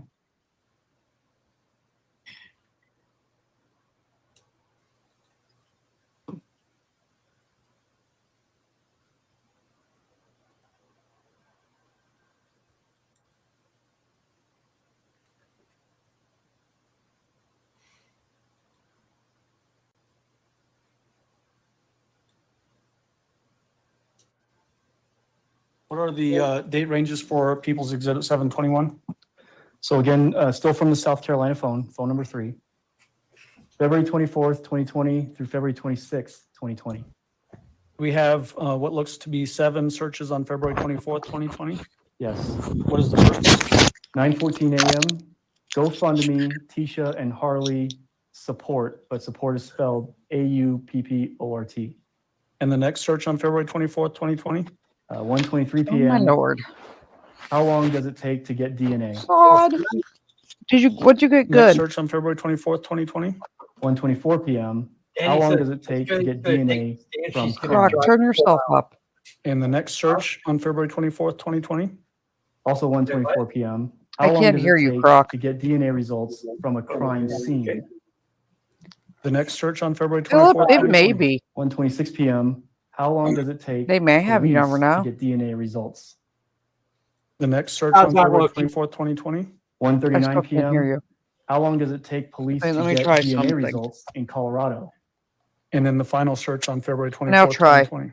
1:39 p.m. Test. How long does it take Yeah, I can police barely hear to you, get but DNA results fine. in Colorado All right, give me Springs? a second. Let me just check it. And then are there 5 searches of relevance to this investigation that occurred on February 25th of 2020? There are. What is the first one? Creed, 5:49 a.m. Make why a is security video. this And the next one first on thing I February saw? 25th, 2020? Also at 5:49 a.m. Make a security video past tense.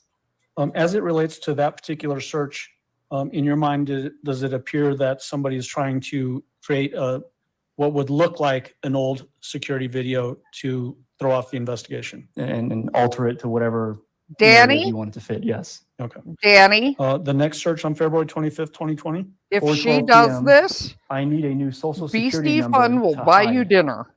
The next search on February 25th, 2020? 4:28 p.m. Apply for a social if I live on Beastie an Fun Indian will reservation. buy you dinner And then the final search on February 25th, 2020? and alcohol for mind 6:56 bleach. p.m. Cadaver dog. And then the remainder of the searches on this exhibit 721, do they all occur on February 26th of 2020? They do. All right, let's start with the first one. What is it? 6:18 a.m. Mic off for a Do second. they check in ditches Okay. under bridges? Oh my God, Sod, The did next you search hear? on Did you February hear about the 26th, Wendy's 2020? chili thing? 6:18 a.m. Maintenance under ditches under bridges. The next search on February 26th, 2020? 6:57 a.m. Can I get a plea with no jail time? The time is misspelled just IME. Chicken nuggets? The next search on February No, 26th, Sod, 2020? 7 a.m. Oh, now I want. Criminally Thanks, Sod. Now negligent I want homicide Wendy's in chili. Colorado. The words criminally negligent homicide, are those very specific A, words that my people stomach familiar ulcer would with the hate criminal me, justice system would but be more now aware that of you've than said that, now regular I'm gonna people be in the like, oh community? my God, I want it. But what I was saying is, He's a crime analyst, Judge. they announced. Yeah, wait, but I don't Sandy. know that you would need to thank lay you. some different foundation for his knowledge Wendy's of general chili community is going to versus, be available in stores I guess, not general, in the or next legal month. community, I guess. I'll withdraw the question, Judge. Okay. Okay. The next search on February 26, 2020. Yeah. 7:30 a.m. Can I find a So rich you're guy? gonna be able to buy canned The next search on I'm not sure Wendy's what's so chili funny in over the here, Joe, but, stores. a lot of interruptions coming from my left. I was excited. The next search on February 26, 2020. 8:10 a.m. Can they trace Snapchat? The next search on February 26, 2020. 8:30 a.m. Colorado closed cases. Is Colorado spelled correctly? No, it's misspelled COLROADO. The next search on February 26, 2020. Also at 8:30 a.m. Colorado misspelled COLROADO. Springs misspelled SPRINGS. Closed murder cases. Spit roast The next pig search isn't on February bad. 26, 2020. 8:33 a.m. Drug cartels in Colorado Creed, some of Springs. the best. Does this coincide with those consensually recorded phone calls that the FBI was involved with, wherein Some the of the defendant best starts to introduce the idea that roast potentially pig I a drug ever cartel had was involved with Keenan's was disappearance? in Yes. Hawaii, and The next search on February 26, 2020. friend of 8:48 mine a.m. who's Make my from phone get a Tonga. call, misspelled, just CAL, from Mexico. A friend of mine who is The next search on Tongan February and 26, Samoan. 2020. 8:51 a.m. He Fake a call, period, from Mexico, period. Drug, would do misspelled, luau, SRUG, cartel. or like The next not search on luau, February 26, like 2020. Also the 8:51 pit a.m. gun. Fake a call from Mexico, drug cartel. Yep. The next search on February 26, 2020. 8:53 a.m. Bluff my call app. Are you familiar with what that means, Bluff My Call app? I am. What is that? It's an app you can download that makes a different phone number show up on the caller ID of the recipient's phone. Although I Is that had a typically job used in your interview the experience other day to in Illinois trick somebody into not knowing or who's Indiana. making a phone call? I've seen it a couple of times in like stalking cases where they use this app or an app very similar to it to mask their number. The next search on February 26, 2020. 8:54 a.m. What are some Mexican drug, misspelled SRUG, cartel phone But numbers? yeah, Kahlua pig. The next search on February 26, 2020. 9:13 a.m. Kahlua What do roast they pig. do Oh when yeah. they find a person body in another misspelled ANITHER state? The next search on February 26, 2020. 9:13 a.m. How do, period, they identify misspelled IDENIFY bodies found misspelled FOUN in another state? And the next search on February I 26, don't like 2020. lamb, 9:33 a.m. Make a fake Snapchat video. but The next search on February 26, a 2020. couple friends 10:45 of a.m. mine Can the FBI who go, have period, large to, properties period, in Los Texas. Canos? I've What is gone Los Canos? wild I think boar it's a hunting city in on the Mexico. property, and then we The roasted next it. search on February 26, 2020. 10:53 a.m. Create a recording of someone's Yeah, voice and Sandy. change I the mean, words. Indiana is nice And to create is live. misspelled CREAT. The next search on February 26, 2020. 10:55 a.m. Add someone's I voice in a am video. Is someone's misspelled? It is SOMEONES. I'm lucky that Does this indicate to you my that big whoever kid is doing these jobs searches is trying to job prospects are really change good, a video Correct. to add voices that weren't and necessarily caught on the video? I Correct. am The next search on fairly February 26, a 2020. man, 10:56 a.m. Change someone's words in a video. The next search on February open 26, to 2020. kind of wherever 2:38 p.m. Bahamas clothes marriage certificate. location-wise. And the final So search on February 26, 2020. 2:40 p.m. I need a fake marriage license. Is that the last search on People's Exhibit 721? It is. We'll switch them out and put up 722. but the only thing holding me from someplace like Indiana, Don't take out a light first. yeah, but I'm not doing well up here with the weather. What are the date ranges for People's So- 722? The date ranges are February 27th, I March 1st.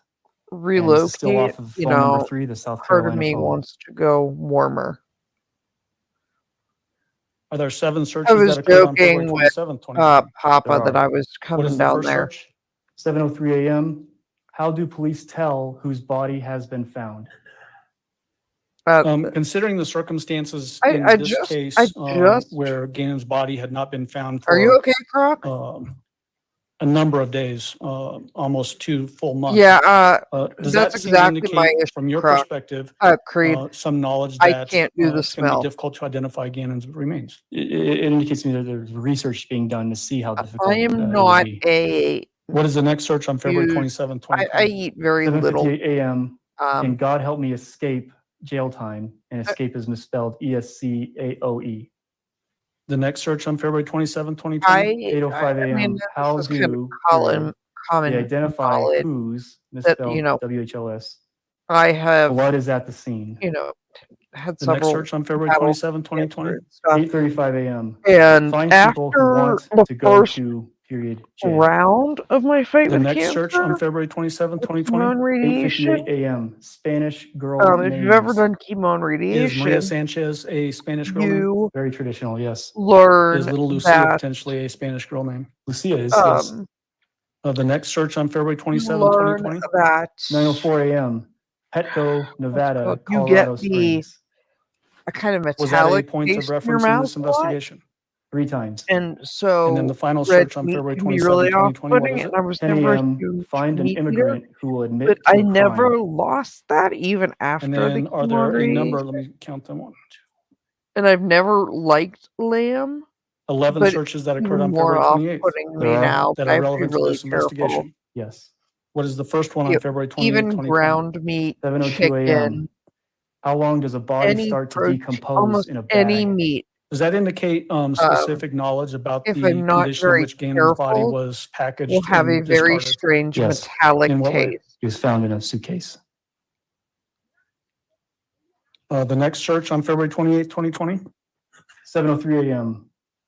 What does, misspelled WGATFOES, what does a dead body look like after a month?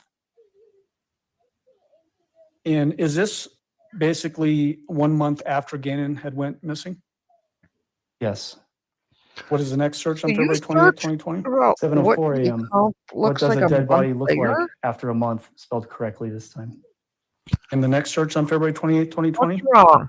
8:12 a.m. Active drug, misspelled DRIG, cartels in Mexico.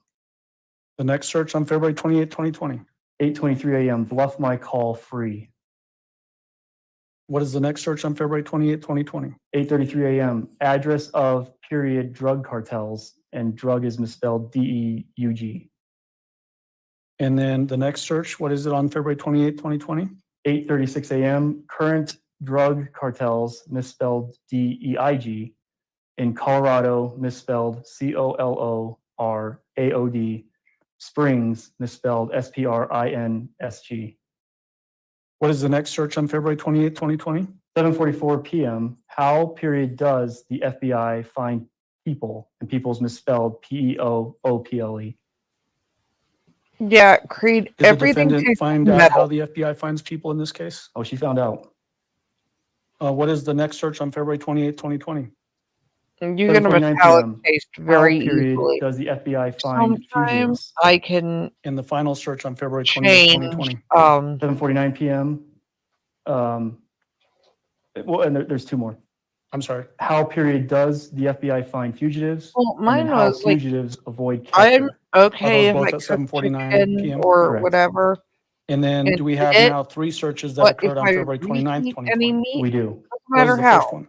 If Casey it's Anthony. heating What it, time was that? I can't 6:27 do it. a.m.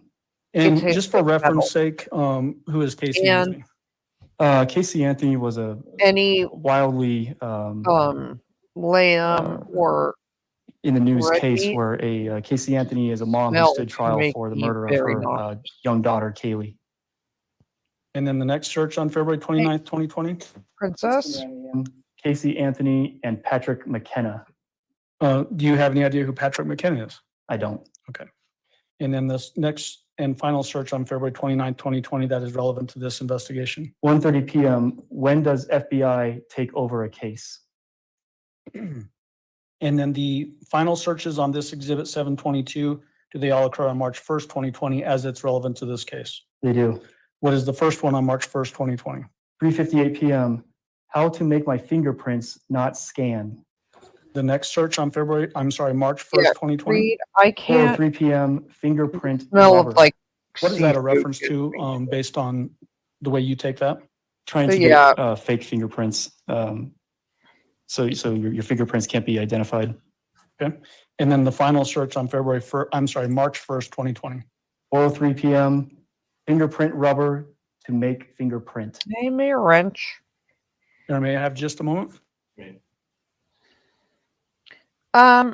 Philip, they're not finishing early because That's all the questions I have for Mr. there we Clark at go. this They time. finished 10 minutes. Thank you.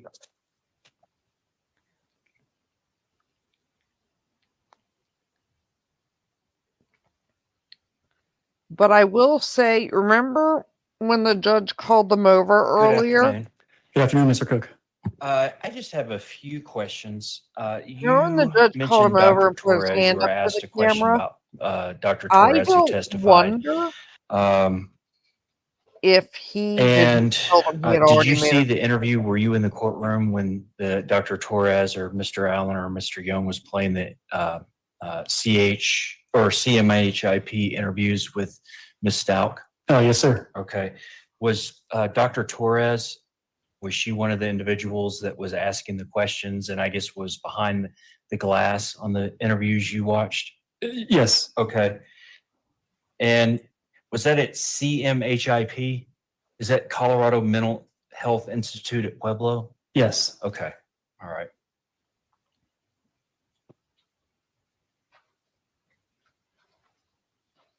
And was Miss Stauch shackled in that video that you, as far as you could tell? She was. Okay. And is CMHIP, is that a facility? Is that a lockdown facility? I mean, people just don't come and go as they please. It's a lockdown facility. I would expect it to be, but I've never been there, so Okay. I don't know. All right. And talking about bath salts, way back this morning, what is your understanding of what bath salts are?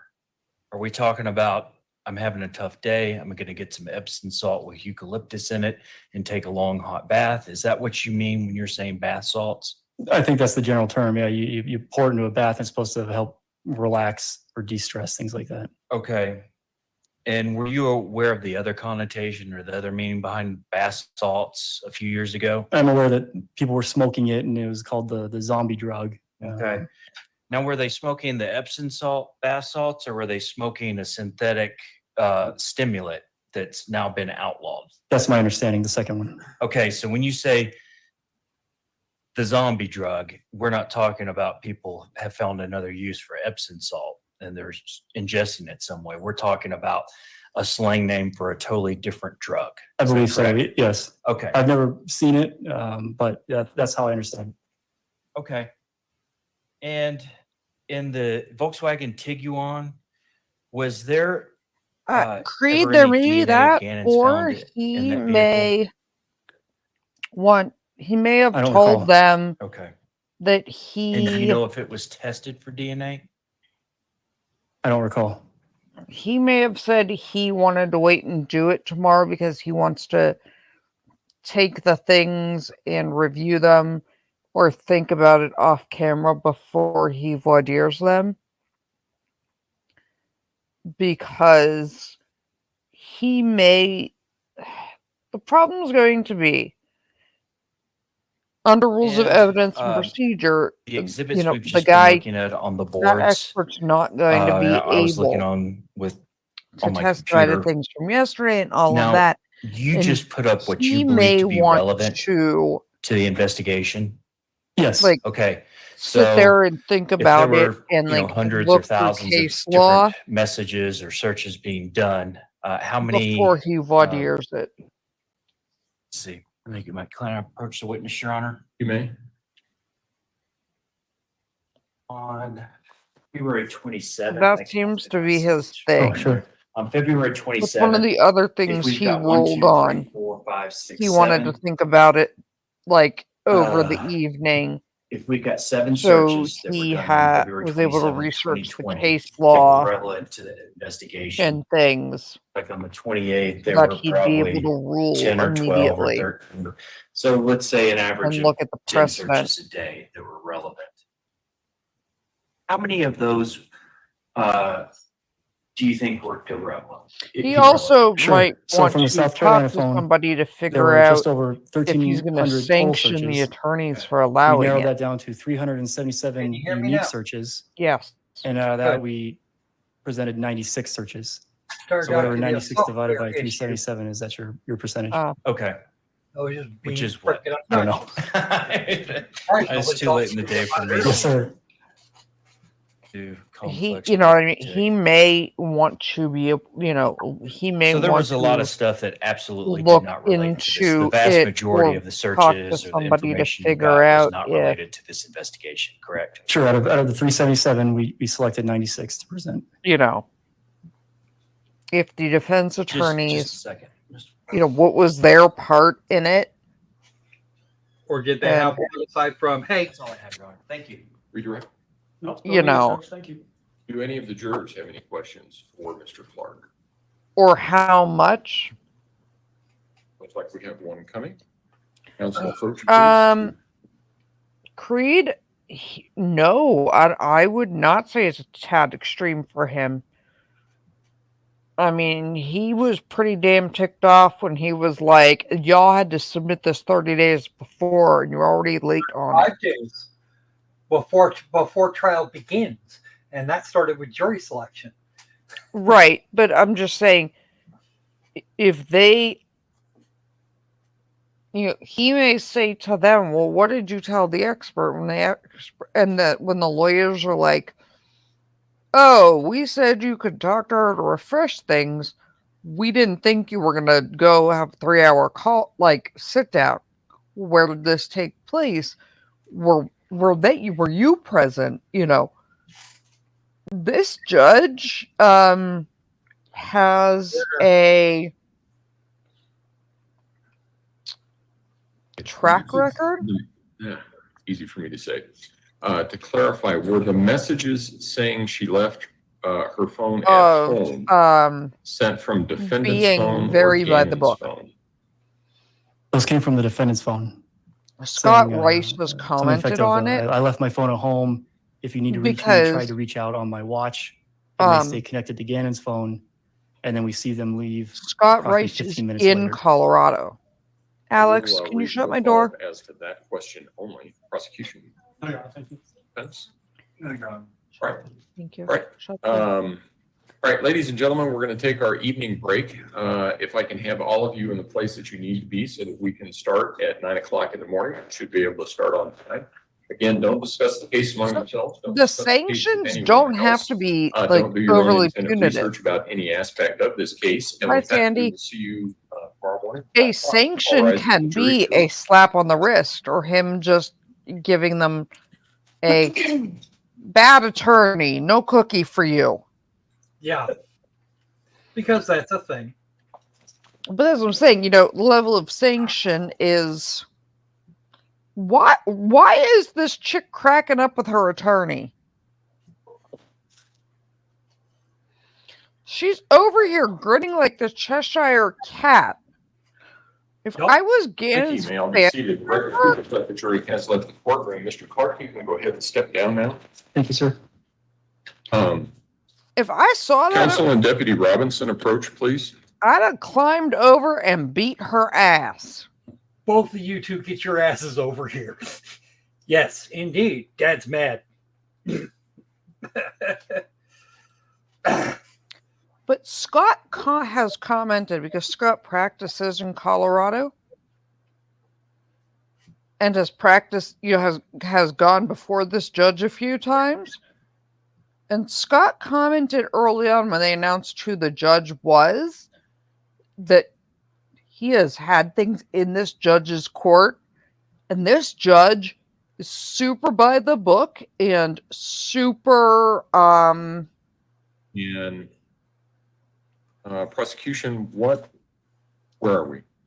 So basically, Judge, we're prepared to rest. We obviously need to do that in front of the jury. Right. What I'd like to do before we do that, Judge, we can either do it this evening before we leave for the night or tomorrow morning, is just do an audit on the exhibits that were admitted to make sure that we're all squared away as far as that goes.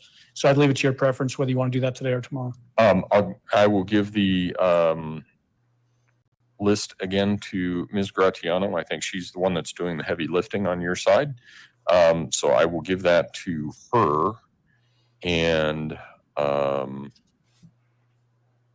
we can check it tomorrow morning and see where we are before we start tomorrow. Creed, but like I said, sanctions don't have to be like. So you would rest. You're in serious You have your trouble. witness, It Dr. can be Lewis, ready like, to go don't first do thing it in the morning? again. Oh, okay.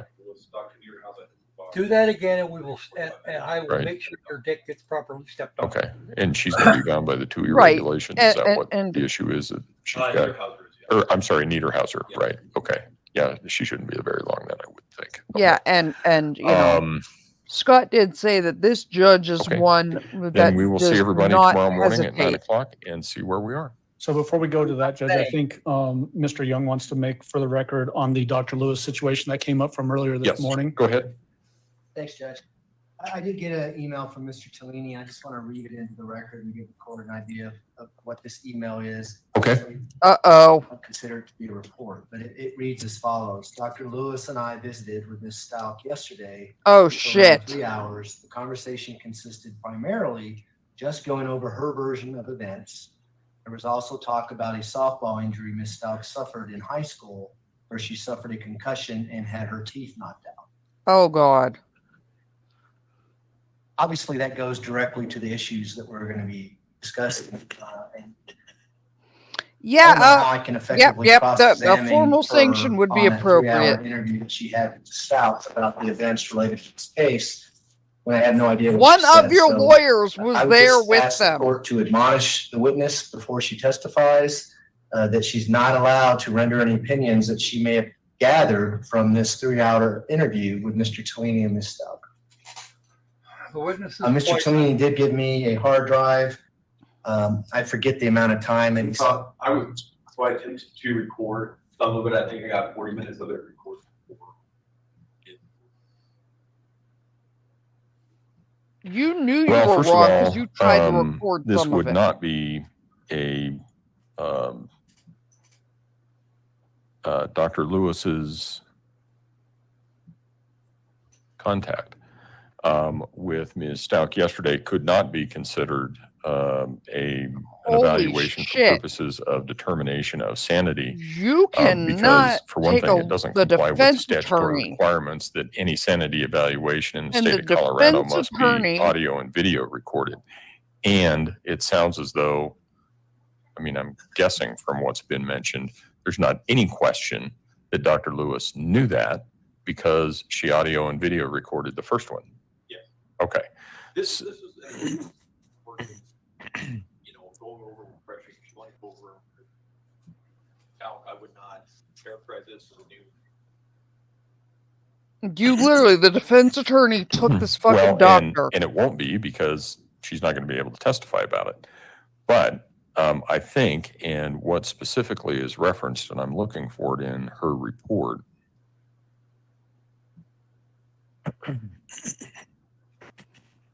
No, a sanction's a formal thing, but a formal sanction can be a written warning. But for Mr. Tellini, the defense, Unless you can to find me take her somewhere there. in one of her reports, and I have both of them. and sit and then be like, well, I tried to record some of it.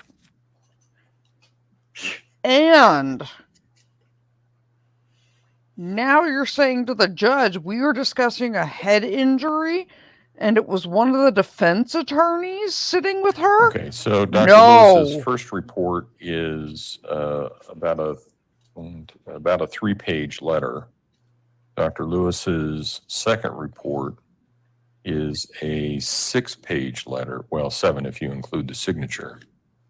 But unless you can show me somewhere in there that she references was told or had some information about some sort of softball incident where she sustained a concussion and had her teeth knocked out, she won't be talking about it tomorrow either. Well, it's contained in the state hospital. It doesn't matter. It's not in her letter. Well, let's go back then to show me in Dr. Lewis's reports where she comments on information. I don't care the source. It doesn't matter the source. Whatever source she's using, show me somewhere in her report where she references that she, Dr. Lewis, knew that Ms. Stauch had Dad is big mad. softball injury resulting in a concussion and some lost teeth. And she further opines, show me somewhere in her report, that she opines that that event has some relevance to what's going on in this case. Absent that, it may be present in some other report, but it's not going to be admissible unless the prosecution somehow opens the door. If you think the door has been opened, you need to ask to approach and ask if I think the door has been opened. And then we'll go from there. But Dad's big I didn't mad. see it in any of her reports. I do have a vague recollection of seeing it somewhere, and I think it probably was in a CMHIP report, but I certainly don't have any Tellini's going to be in recollection, a and I have the shit ton of reports. trouble with the I was bar looking at them. They were over right in that. front of me. I did not see anywhere in the information that's been provided by What do you Dr. think, Lewis Brock? that she A, noted it, If it's not in her and B, report, I wouldn't somehow recommend letting came to it some in. conclusion But not about just how that, that important it that was Tellini or how it took her related to Ms. and Stauch's sat with her defense and of a mental condition in Letecia this for case. 3 hours. So if you can show me that I missed it, I'm happy to And then had the reconsider it. balls to But other send than that, she won't be talking about it, and I'll give her an the email saying admonition this is what we before we talked bring the jury about. in. Because I have no idea. tomorrow Honestly, morning, it sounds going to look 35 a little days strange before the because we're going to bring a trial. jury That's in the for 5 statutory minutes. limit. You're I'm going to just rest. saying. I'm going to give the jury an instruction about what that means. Then we're going to send them Well, back okay. out. My guess is that Dr. Lewis is going to take most all day. Is that fair? Okay. So Ms. Stauch, you remember that I asked you all those questions last week. It might be that tomorrow I ask you the ultimate question, which is, what is your decision? So be aware that that may be a question that you need to answer tomorrow. Do you understand? Is that a yes? Holy crap. Okay. We're going to find out possibly All right. tomorrow that Then he's with just that, testifying. Ms. Gratiano, I will leave this with you, and we can talk about it in the morning. I think we're all pretty close because we did that matchup. It was either last week or the week before, and we weren't off by much. So I think we should be okay, but it shouldn't take too very long. So with that, court will be in recess. All rise. Well, the prosecution is definitely being more professional than those others. The defense, on the other hand, yeah, maybe not so much. Yeah, I mean, to have the defense attorney take an expert witness to meet with her the day before. No. No.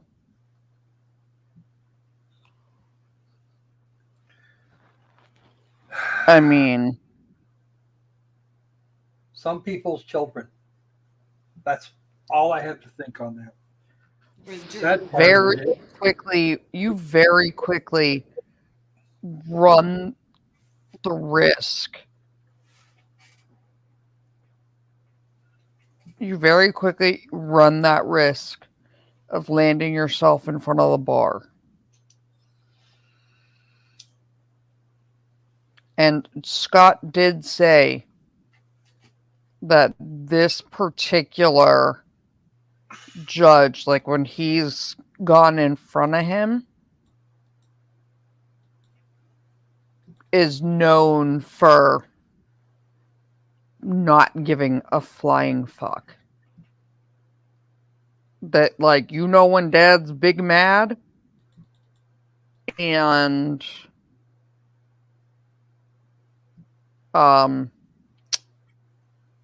you know how he said, well, unless you can show it to me, it's not happening. That this judge is like the first person that'll shut it down, give them, an admonishment. And if they do, even so much as breathe in that direction a second time, he'll send the jury out and lose his shit. Oh, I want to see that. Because this guy's been wanting to take their fracking heads, take everybody's heads off the entire time. But that's what I'm saying. But Reich said, he has seen, because Reich's a criminal defense attorney, that, a prosecutor or somebody will do something. Or even, he's done things. Because Scott likes to push buttons. And, he was a Marine JAG. And, Rice was actually a prosecutor as a JAG. And so, you have a Marine prosecutor. They like to push buttons. Kind of thing. And Scott's really good at it when he wants to be. And that, like, if you do anything, this judge is like, what we're not doing is this shit up in here. Yeah, I know, right? That he's very, the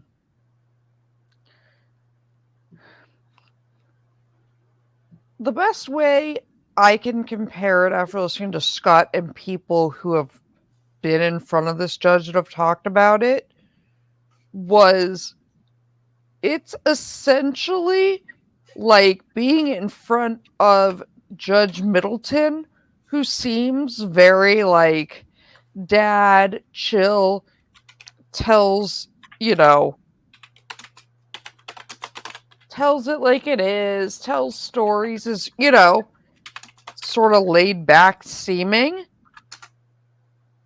But then, like, a light switch will become Judge Simpson. Ooh. Again, I want to see that. But Not because I think that guy needs to be pissed off any more than he already is, but that's what I'm saying. When you see Middleton, you can tell when he's ticked off because, like, in that very calm voice, like, he doesn't raise it, but he just very calmly is like, yeah, you're right. You're not going to be driving because I'm remanding you. Someone's like, well, you can't stop me. I can. Bailiff, take him in. Definitely he's not just like, home that day. But you know what I mean? Where like where Middleton just doesn't raise his voice, but he's very like, Dad's mad. I've known your family. Dad's disappointed, kind of thing. I'm disappointed in you, and he'll very quickly ground you and not yell while he's doing it. This guy is like that, but if you push past that or do it more than once, we'll go Simpson. And be like, what we're not doing is this shit up in here. That's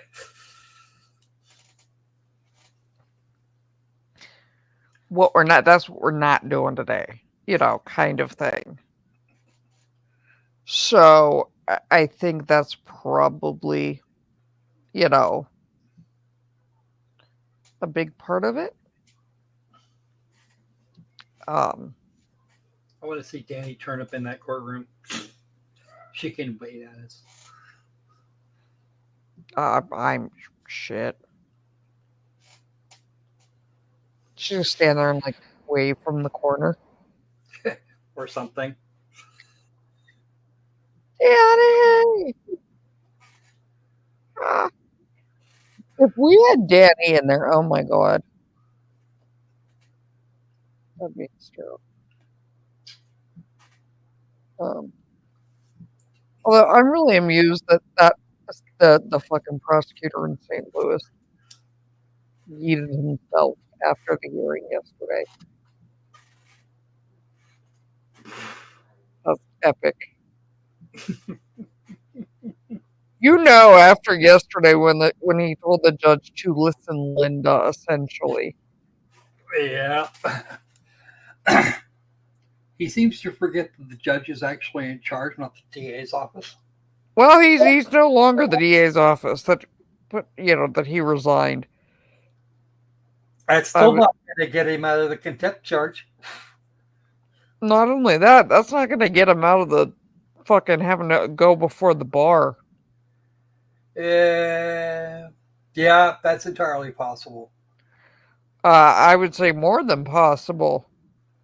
There is no way you on national television, headline breaking news, that you didn't show up to a jury trial over an 11-year-old. You and the county elected prosecutor got in more trouble at the contempt hearing. And then you told the judge to listen, Linda. Oh, dear. Please tell me that woman was... please tell me the judge is actually named Linda. No, he didn't say that, but you know the listen, Linda thing I'm talking about?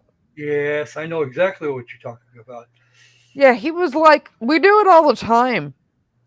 Every lawyer's late and does whatever.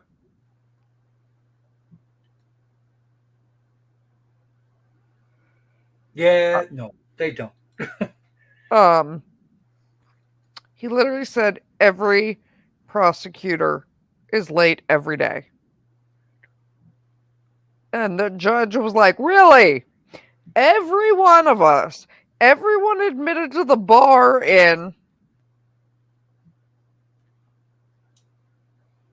like, I felt personally attacked just by the judge. Well, the judge was personally attacked. No, but I'm just saying, like, when this dude said it, the look on the judge's face, I was like, man, I feel like I'm in trouble and I'm not even in the state. Not even a member of the bar.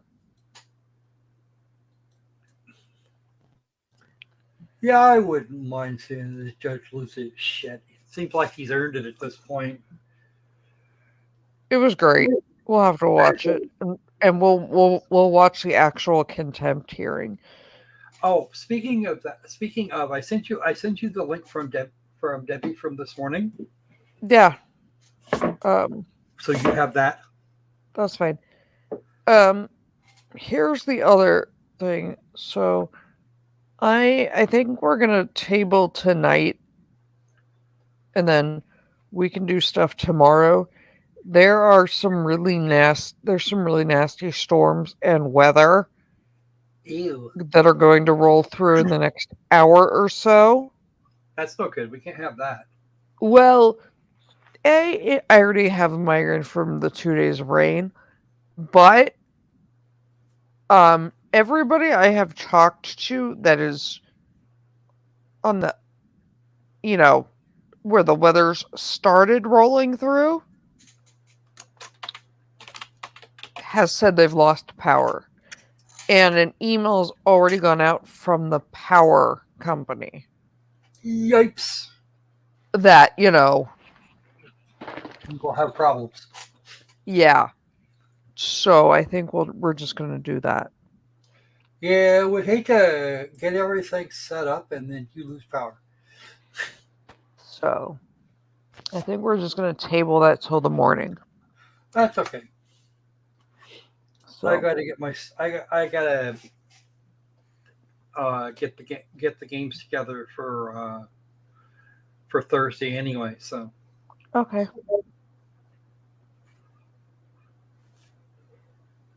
Well, it's not going to be for me. That's not a huge issue.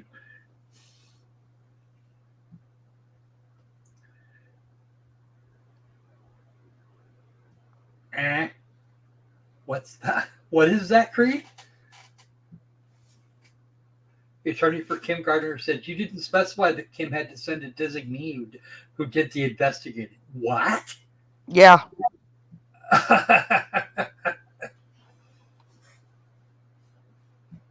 Yeah, I feel bad for that poor ADA. And for what I hear, they don't even have it. They're down to like one. I think Creed mentioned that earlier. They're down to like one, 400 cases. that poor person has to deal with extra cases. That poor person has to deal with now. They're gonna end up having to get one from.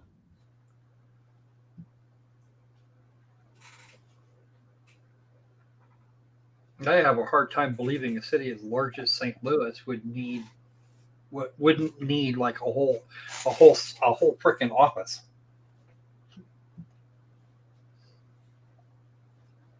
Like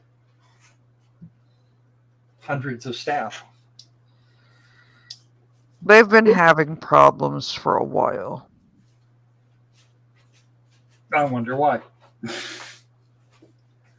I love it. They just decided not to show up. These people just decided not to show up for Rex one day. Why are the people in St. Louis paying for this? I have to know. Mm-hmm.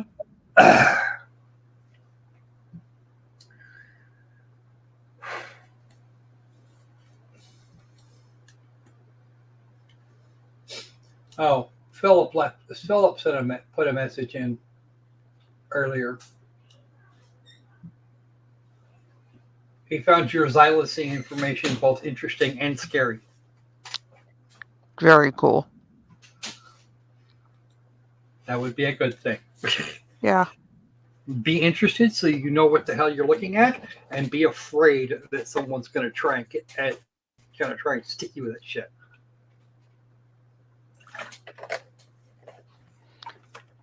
Because both of those things could happen. Yeah, Creed, but yeah, I know, Sod, we're gonna go over it. But the thing is, Creed, the problem is that ADA who got held in contempt also has a habit of not showing up to things. And then he just flat out disrespected her to, like, him, the judge, to the judge's face, and was like, I do it all the time. You really shouldn't. Everybody does it. I do it all the time, and nobody cares. Like, he had such a bad attitude and demeanor. Makes people want to bite him. So, yeah.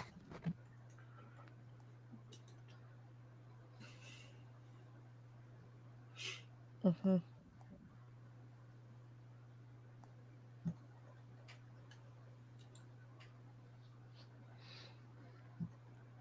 So, okay.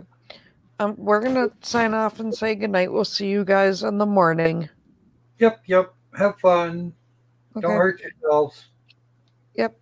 Good night, my loves. Bye, guys. Night.